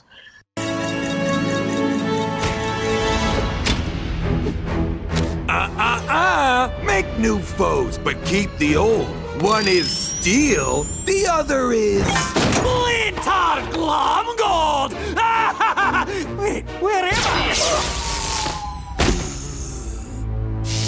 I used my superior intelligence to tweak the IntelliRay. Now it can make people smart, dumb, or mindless slaves.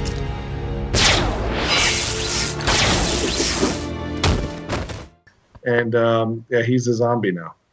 And then followed by the Beagle Boys were in and Ma Beagle were in a box, and Magica was also in a box. So it's kind of like all the three major bad villains of the series that we previously saw in the Life and Crimes of Scrooge McDuck are all here, and they are zombified and fighting Launchpad. And it was a fun way to bring them into the episode, because otherwise we wouldn't have seen them in the finale. So I thought it was nicely done. That, I mean, it makes sense, right? If Bradford's going to get rid of all the adventuring, and if he's going to get rid of all of Scrooge's family, you can't leave Scrooge's rogues. You've got to get rid of them too. So that was great. And a couple of other people to mention, although she's not prominent in the episode whatsoever, Goldie was there. She's in the background of one of the scenes, just like in Moonvasion. She never does anything that we know of in Moonvasion.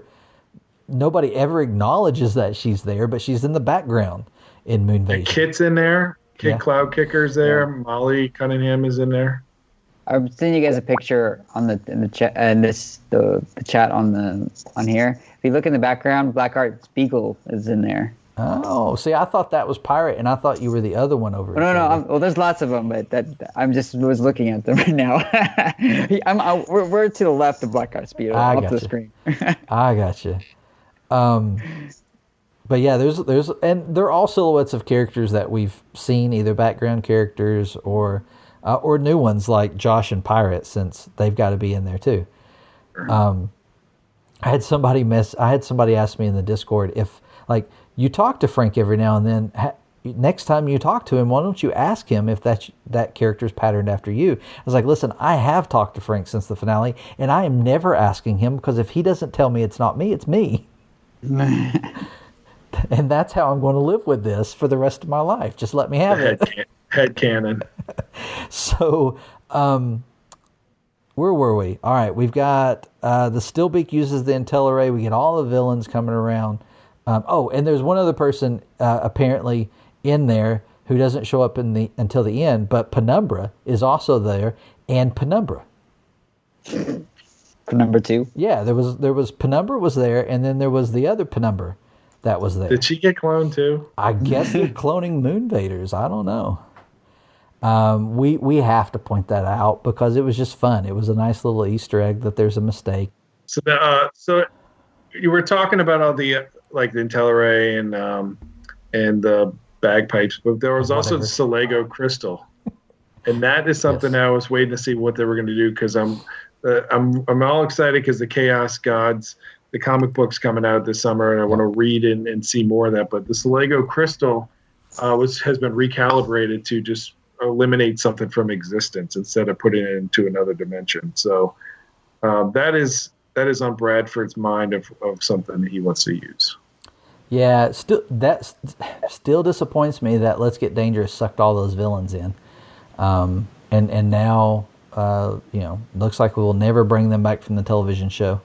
For now, on one of my 5th or 6th viewings, I was like, "Oh man, we didn't get Taurus," but that's okay. If there were to ever be a spinoff, box. He was in the. Was he?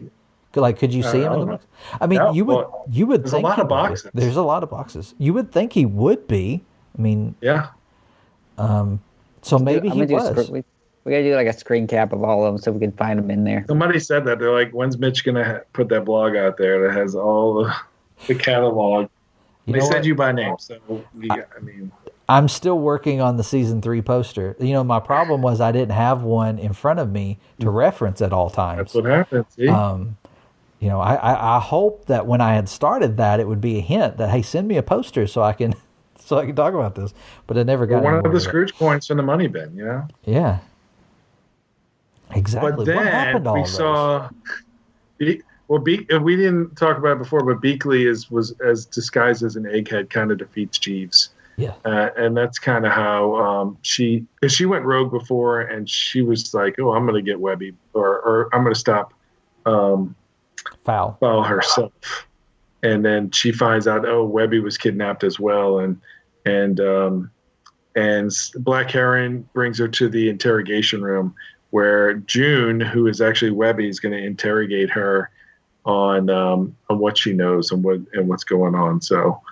With the help of the Harper Nirvana is also there, and will tell if she's fibbing or not. So I think it was a good interrogation tool that she had at her disposal. And so we finally get the backstory for Webby Vanderquack, who's not Webby Vanderquack apparently. She was created by Fowl, and May and June were created from her, and apparently Beakley, while raiding Fowl's headquarters after, what did she call? Did she call him High Command? Is that what she said? She was there for High Command. I can't remember what it was, but I want to say that's what it was. That's what it was called in the OG. But she doesn't know it's Bradford because she doesn't remember because of the first adventure. But anyway, she's there and she comes across a room that she has to go in, and ends up finding this baby that she takes with her, and that's when she goes into hiding with Scrooge McDuck. And earlier in the episode, we didn't really talk about it, but earlier in the episode, Webby has this confrontation with Beakley before Beakley takes off, where she tells her, "You never told me where I came from. Why would they clone me? Why would they make these clones of me? What is there about my history? What is there that you're not telling me?" And she tells. And this is the first time we see a picture, I believe, the first time we see a picture of Webby's parents, supposed parents.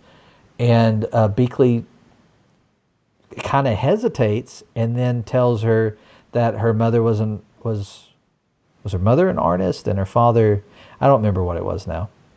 Insert clip. Webigail, what are you up to? Oh, nothing. What are you up to, buddy? You're acting strange. I know why. You do? You want to talk to the clones. Oh, yeah. You got me. I understand your curiosity, but they're safest locked away. Trust me, they have nothing to do with you. But they have everything to do with me. Why would Fowl want clones of me? Is it about my past? My family? I thought I knew who I was, but you never told me anything. I wish I could tell you more. Your mother was an artist. Your father was a librarian, and by all accounts, a very nice man. The sad truth is that I was so caught up in my spy work that I missed everything important. I didn't even know I had a granddaughter until it was too late. And they were gone. But once I saw you, everything changed. I wanted to keep you safe, away from my old life. I retired and went into deep cover with Mr. McDuck. When you find your family, you'll give up everything to help them. Because you are the most important thing in my whole world, Webigail. She tells Webby about the two people in the picture and how Webby's the most important thing to her now, and she would do anything to protect her. But we learn now in this interrogation that that's not true.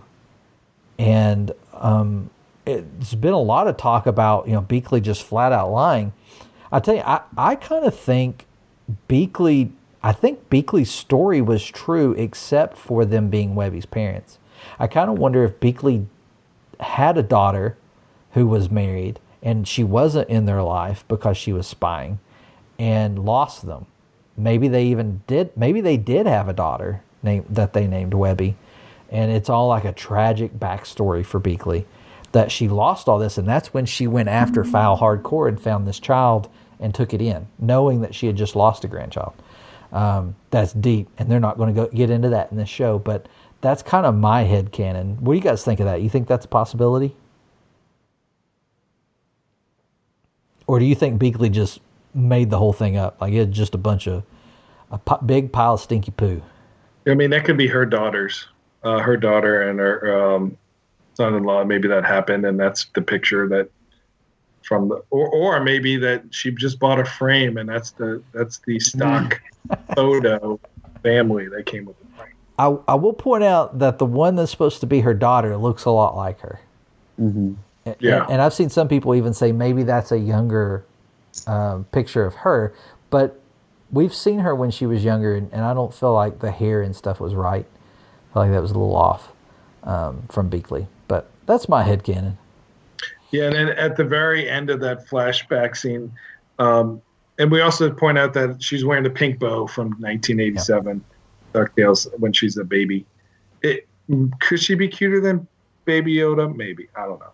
Absolutely. Baby Yoda's overrated.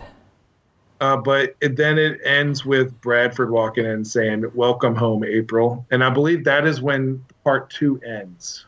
Okay. So we find out, okay, April, May, and June, that is what is happening here. Which, when Webby was looking through the files, and she didn't get the answers she wanted, but when she found out about May and June, she found a file named April. Wasn't it like Project 87 April? Yeah, and we also find out in that scene that, and me and Josh were talking about this earlier, is that in the Swanstantine episode at the very end where Black Heron is holding up the piece of feather that she finds, we all originally thought that was Scrooge McDuck's feather, but that is the feather from Webby that they cloned to make May and June. So do you think, at what point did they figure out who Webby was? Like, at what point did they realize that she was April? Well, they knew she was April because they made but she was a Bradford baby. Bradford made Webby, and so he knew. But she was a baby when Beakley took her. Well, I think they could put 2 to 2 together. A girl that's away from Beakley. You know what? Bradford probably would have seen Beakley and Webby at some point. He was trusted enough. Yeah, he worked for Scrooge. So he probably was like, "Hey, wait, that's my clone. What's my clone doing here?" And then, oh, well, who better to take care of this clone than my enemy? Yeah. And who doesn't know anything about it being a clone, her being cloned. So we get, we start to get this mystery of who Webby is unraveled. We find out that she was created by Fowl, and so Bradford makes a proposition to her that if she will help him, he will give her all the answers to the secrets, the mysteries of her life. He will tell her why she was created. And so she goes along with him, and of course they walk up to a platform, and he tells her to go on because all of her answers are in front of her. And when she walks up to the platform, there's a treasure chest there, and the papyrus of binding forms. And the papyrus of binding was one of the mysteries. It was from First Adventure, which was the episode with Scrooge, Donald, and Della. And they find the papyrus, and Bradford shows up and is revealed to be a villain with Black Heron. And he's trying to get the papyrus, and Scrooge is smart enough to use it and to sign it and to say that because it binds, like it's a legal, it's a mystical contract. Whatever you write on it and sign becomes mystically bound. And so Scrooge wrote, because Heron had Donald and Della, Scrooge wrote that only his heir would be able to find it or have access to it. And so Bradford, for the last 30 years, has been trying, or almost 30 years, maybe it was 30, trying to decide or determine how to get an heir to have this papyrus. Webby walks up, and it forms for her, making her an heir of Scrooge McDuck. So the mysteries grow. I mean, they're just greater. It's just more of a mystery than what we'd done before. So the next part is actually when the headless man horse of the apocalypse does I Live Again. Darkwing, Fenton, I can't believe Gizmo Duck chickened out and forced you to wear the armor. Dewey and Louie, okay. So I guess the crash takes place before. The crash opens up the third part, right? And then, yeah, we didn't say, but the kind of like it matches up Dewey versus Carnage, and he crashes both planes, which kind of makes, I'm sure Launchpad would be so proud of him for crashing the plane and surviving. He does his little dab, and then that's when all the kids start to help all the adults that obviously need help with stopping their villains. And we get a funny Gosling moment when she picks up Boyd's head. And, well, she finds Boyd and picks up his head and drops it and says, if anybody asks, we found him that way.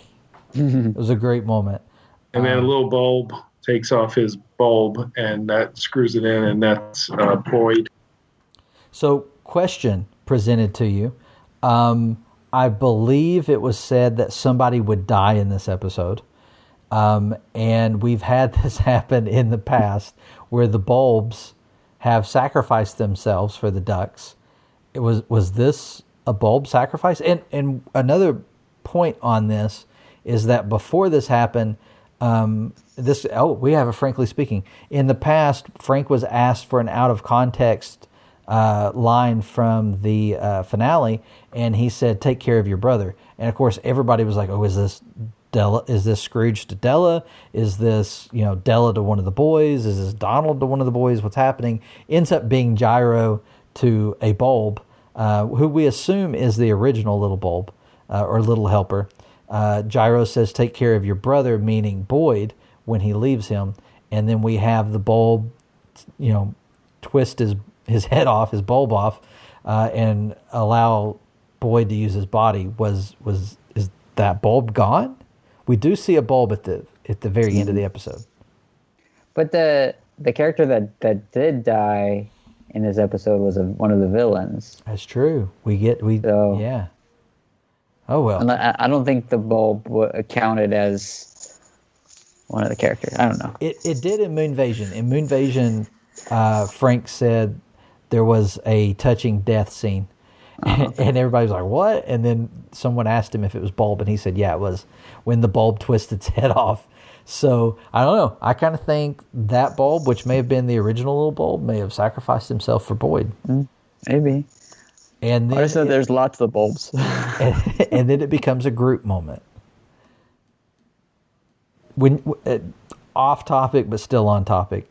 When you guys watched Guardians of the Galaxy, the first one, or even the second one, did you realize that Groot was gone? That Groot doesn't exist anymore. He died, and that baby Groot was a new Groot.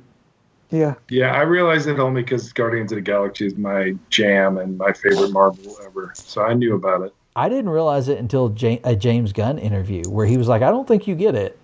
Groot died in the first one. Baby Groot's a new character." And I was like, "What?" Anyway, if you didn't know that, I'm sorry that I just dropped that on you, because I loved thinking that Baby Groot was just Groot starting all over. Yeah, he just didn't have all the memories, and doesn't have all the memories that the other group does. So that's why I assumed he was I don't know, offspring or something. I don't know. Yeah, well, that's exactly how it is. So anyway, that was my thoughts on the little bulb sacrifice.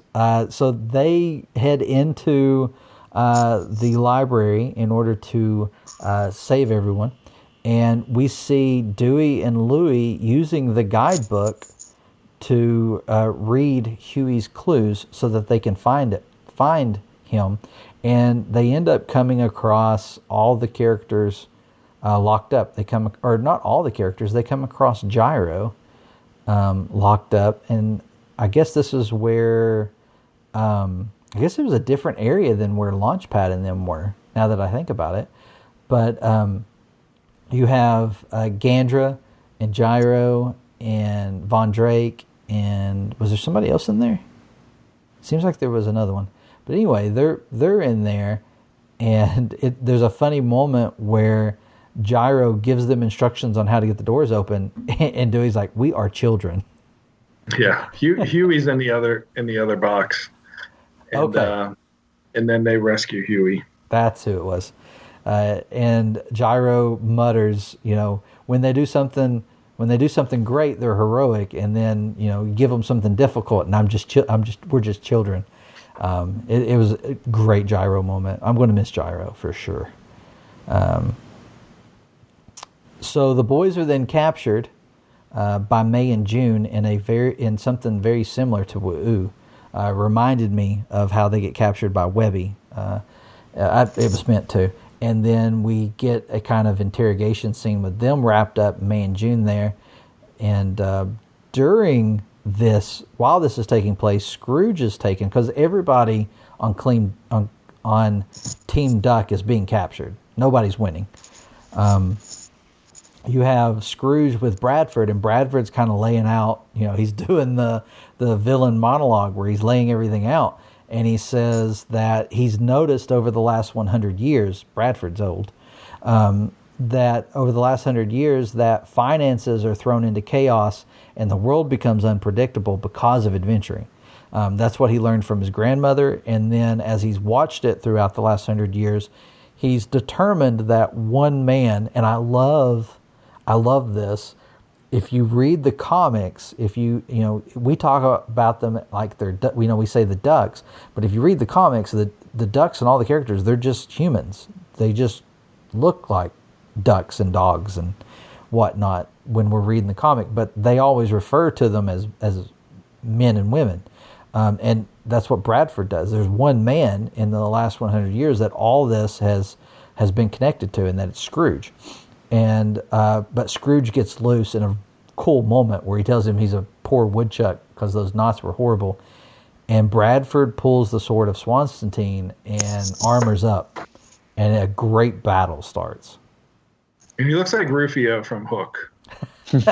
I saw you post that. The red hair and like the red and black theme going on. You wonder if that was an actual reference used.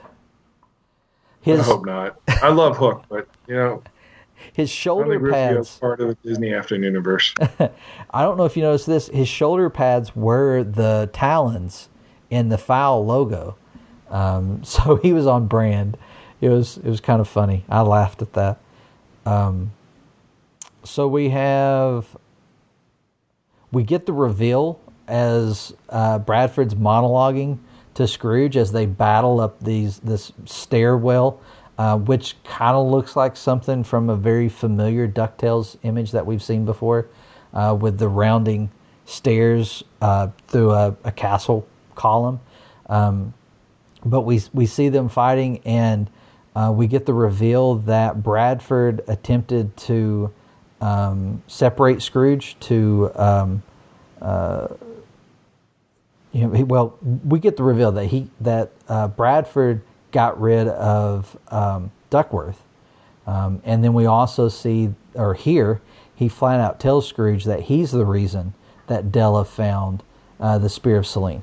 So we get that huge reveal that Bradford has the most horrible things that have happened to Scrooge in the last however many years have all been because of Bradford's mechanisms, is what he was doing. And I think it's around this time. That Bradford finally gets the better of Scrooge and gives him the contract because he has Donald and Della and Beakley tied up, and this is where we find out about Selego's portal the key, the portal, and find out that Bradford tells him he's going to get rid of all of his family and all adventuring, all these mysteries, but he'll save Scrooge and his family and allow him to be nothing more than a poor old man if Scrooge will sign the contract. And in order to make sure Scrooge is bound to the contract, the final page is the papyrus of binding.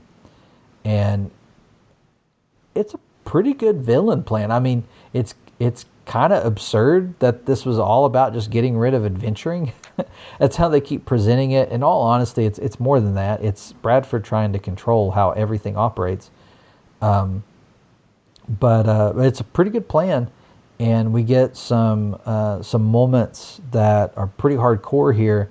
When Scrooge points out that Bradford, in order for Bradford to do this, he'd have to get rid of his own team, and Bradford just chucks his 2 clones, which I'm assuming they're clones, the other buzzards that we've seen in the background, just chucks them off the cliff into the Sulago portal, and then pushes Black Heron in.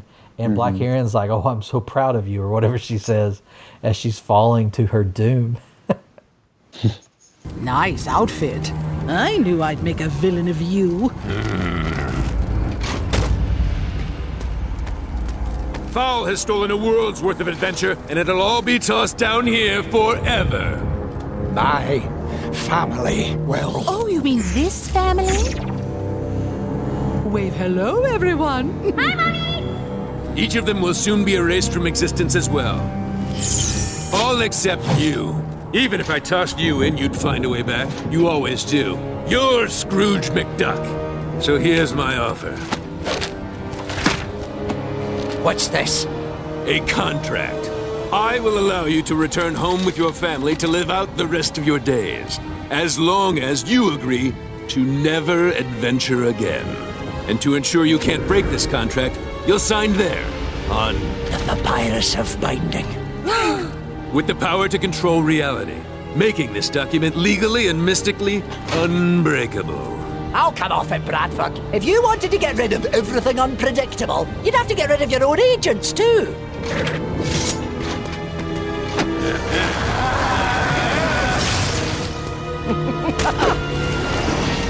Oh, Bradford, how villainous. But while all this is happening, Webby finds out that she is a clone of Scrooge McDuck. Boom, boom, boom. Bradford's lying. Mom told us the story of the Papyrus of Binding. It can only be found by a direct descendant of Scrooge. I didn't find it. Me neither. I found it. It appeared to me. What? No. That's impossible. Unless. Oh my gosh. No, wait. It couldn't. Could it? May and June were made from Webby. Who was Webby made from? Why, your old Uncle Scrooge McDuck, of course. You fellas all knew that, right? You did? Oh, you didn't. I'm gonna give you a moment to adjust everything. Bradford needed Scrooge's descendant, so he made one. Webby is Scrooge's daughter? Bless me bagpipes. And everything's turned upside down. And I've seen a lot of people, there's only 2 camps on this. You either love it or you hate it. And for me and DuckTales 2017, I loved it. I thought it was great. I thought it was original. I've said this over and over again. I feel like where this show separates itself, and where this show does a really good job, is when it separates itself from the original material. And nothing has ever given Scrooge a direct heir. Donald has always been the heir. And I guess Huey, Dewey, and Louie. But a huge surprise. Did you see it coming at all? I did not. I know that she's always had a fascination with Scrooge, and I just thought that was just because she was stir crazy in the mansion and had nothing else to focus on. But I did not see that coming at all. I still thought she was related to Mrs. Beakley in some way, or she was or Mrs. Beakley was taking care of her because of something in her past from her family, but nothing indicated to me that she was related to or Scrooge's daughter. And so that was just a big shocker. And I liked that twist. I didn't think it was a bad idea at all. Like I don't know what other people are saying and why they dislike the idea, but I thought that was a really interesting idea and really turned things around, which made me really just think, I guess, throughout the whole series on how she acted with Scrooge. And I think it was a really good arc for her, in the show, and I hope that if we ever do get any more DuckTales in the future, that they'll expand a little bit more on that, because we do see them interact somewhat together, but obviously not too much more happens in the show, which where we see that relationship change. But I think hopefully in the future, if we do get anything else with DuckTales, we'll see a little bit more with that relationship brings. Yeah, so Frank and Matt did an interview going into the finale that wasn't released until after the finale aired. And in that interview, Frank pointed out that this was from the very beginning. Like this was always the end game. In the scene where in Woo, the series premiere, when Webby tells the boys, "I'm going to go get a hamburger," she poses exactly like a Scrooge statue that's behind her. Like it's intentional to be exact. And he said they said from the very beginning, this has always been the story we were going to tell. Now, as far as for those who really don't like it, there's only been one person that I've had a conversation with about it. But from what I've seen and heard, the show has always been about family, and a big part of it has been about found family. And Webby has been the main focus of that storyline, where, she's not a McDuck, she's not part of the Duck Clan, but she has become an honorary family member. She's been accepted into the family, and she's earned her way in the family. And they feel that making her a blood heir then cheapens that, and they feel like the show went really hard for the found family. And now they feel kind of betrayed by that. And I get what they're saying, but I don't think that's the case at all. And I guess that's why I was okay with it, and I liked it as a good twist. I feel that with Webby and the found family, I feel like that still happened. Like she still went through that. She still earned her way, because that's what she says at the end of the episode, and we'll earn our way square. She earned her way into the family. It was a found family for her. The fact that she is actually an heir to Scrooge doesn't take away from that, because Scrooge already treated her like a family member at this point. He had already accepted her. The triplets already considered her a family. I don't think Della or Donald looked at her any different than part of their family. So I didn't have that same issue. I will say, talking about the twist, there was one point in conversations with people on the Discord that I mentioned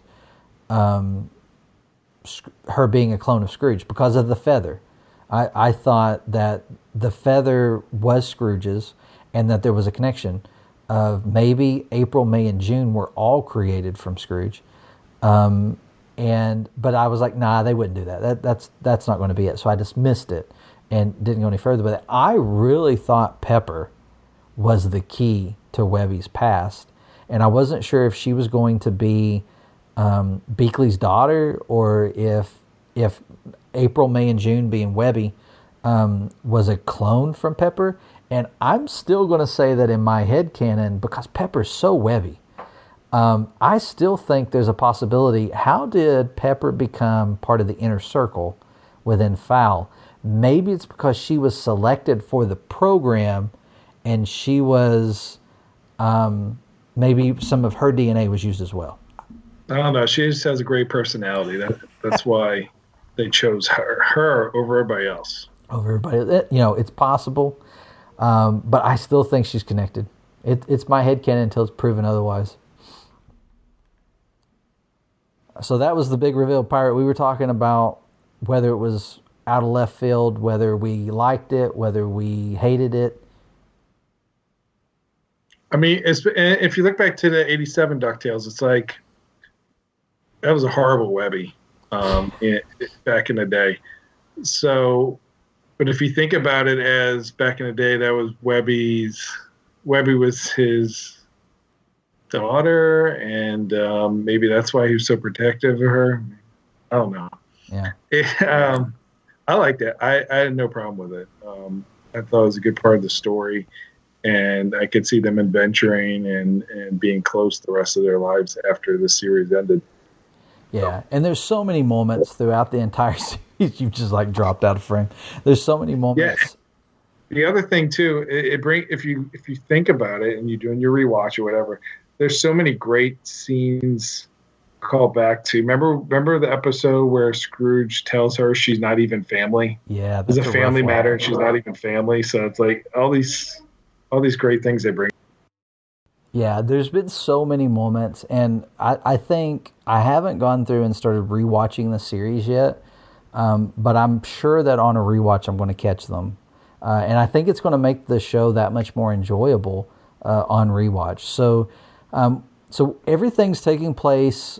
We get a moment where Scrooge is told he has to sign the papyrus, and he's told that if he doesn't, his, I forget what Bradford said, his greatest ally will be thrown in, and he chooses Donald. And I thought that was a great moment to pay respect to their adventuring from the past on the show. But not only that, their deep history in the comics. That's what I think of. And of course, Donald's that ally.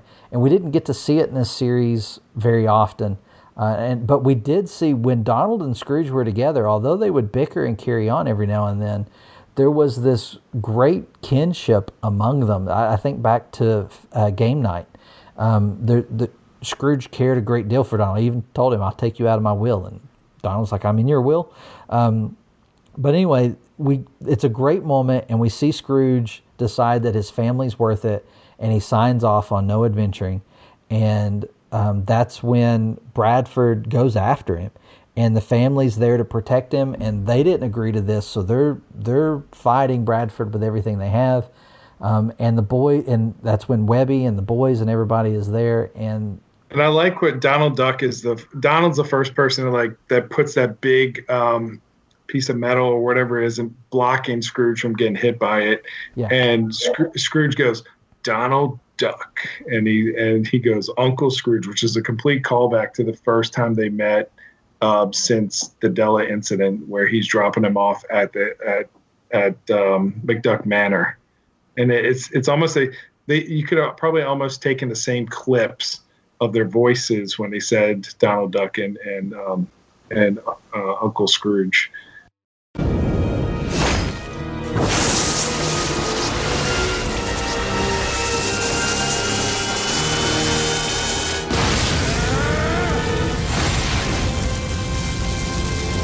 Donald Duck. Uncle Scrooge. A trip sounds good right about now. Which was such a great moment in that premiere. So the boys figure out the loophole, and they're able to unbind the contract.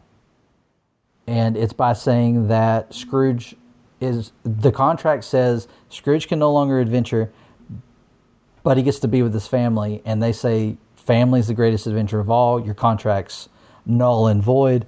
And they defeat Bradford. You have all the villains released from their servitude, and they turn on Bradford, and Bradford gets turned into a regular old buzzard.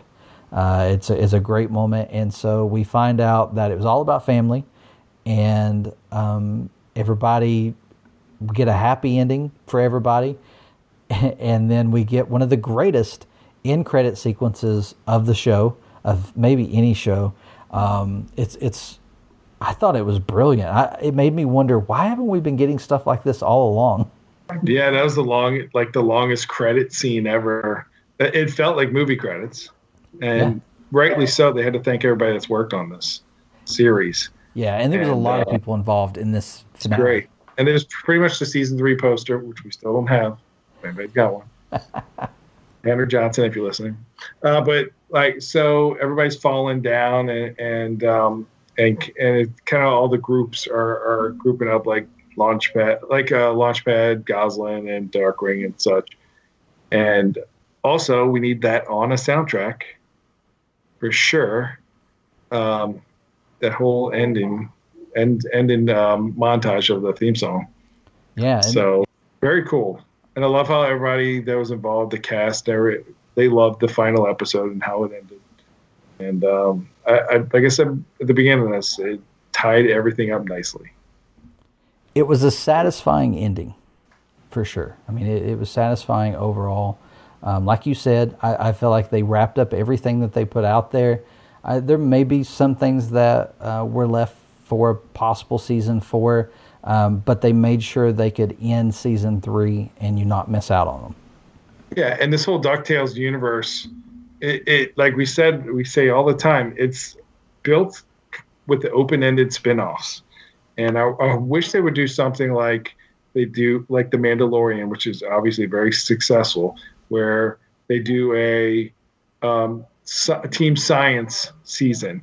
And it doesn't have to be a full season. It may be 10, 13 episodes that just focus on the science team of Gyro and Fenton and Gizmo Duck and Gandra and maybe throw and you could still have Huey or anybody else join in.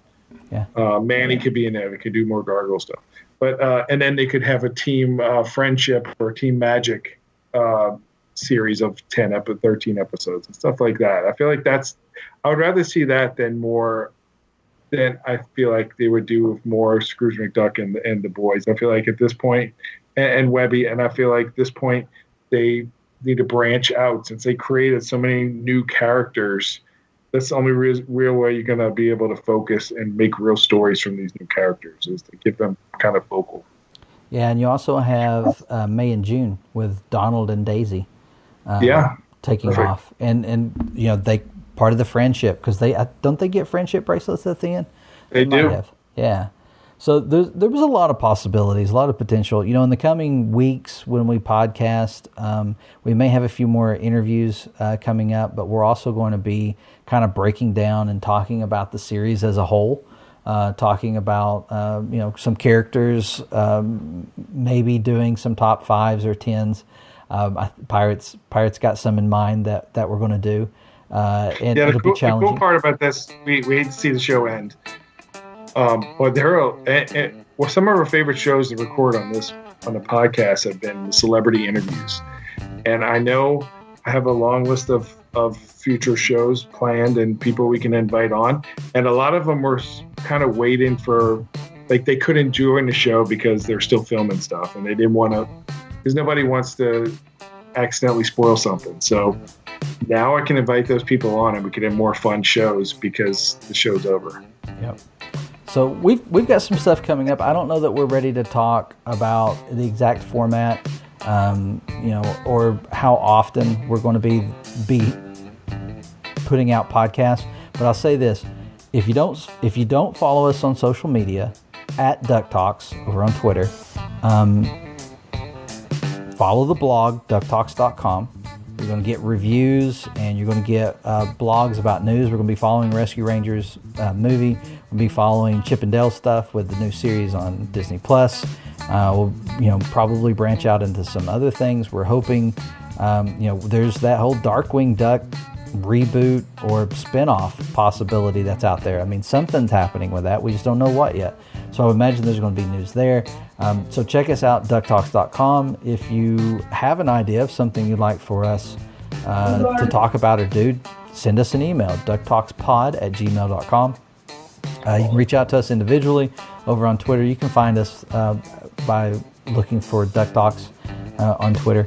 And we're going to be around, and the podcast format may change some. We're still working that out, but we'll be here.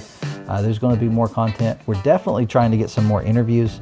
Like Pirate said, we've been told once the show's over, there's a greater possibility. And that's and subscribe to the YouTube channel because we would love to get more subscribers there, and hopefully plan to do more fun stuff, merchandise unboxings. We have a lot of fun contacts for new merch that's coming up. That was very exciting for this year, and look forward to just continuously grow with this community that we have here. We love all of you. Thank you for listening to us talk about our passion of Disney Ducks and Disney Afternoon. So I think with that being said, we're going to go. So until next time, stay glom golden and stay dangerous. If you can dream it, you can do it.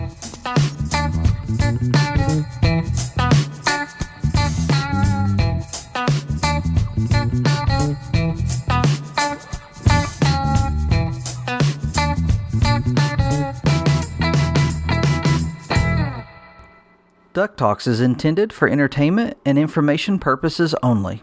Any sounds or audio clips played on this podcast are the property of their copyright holders.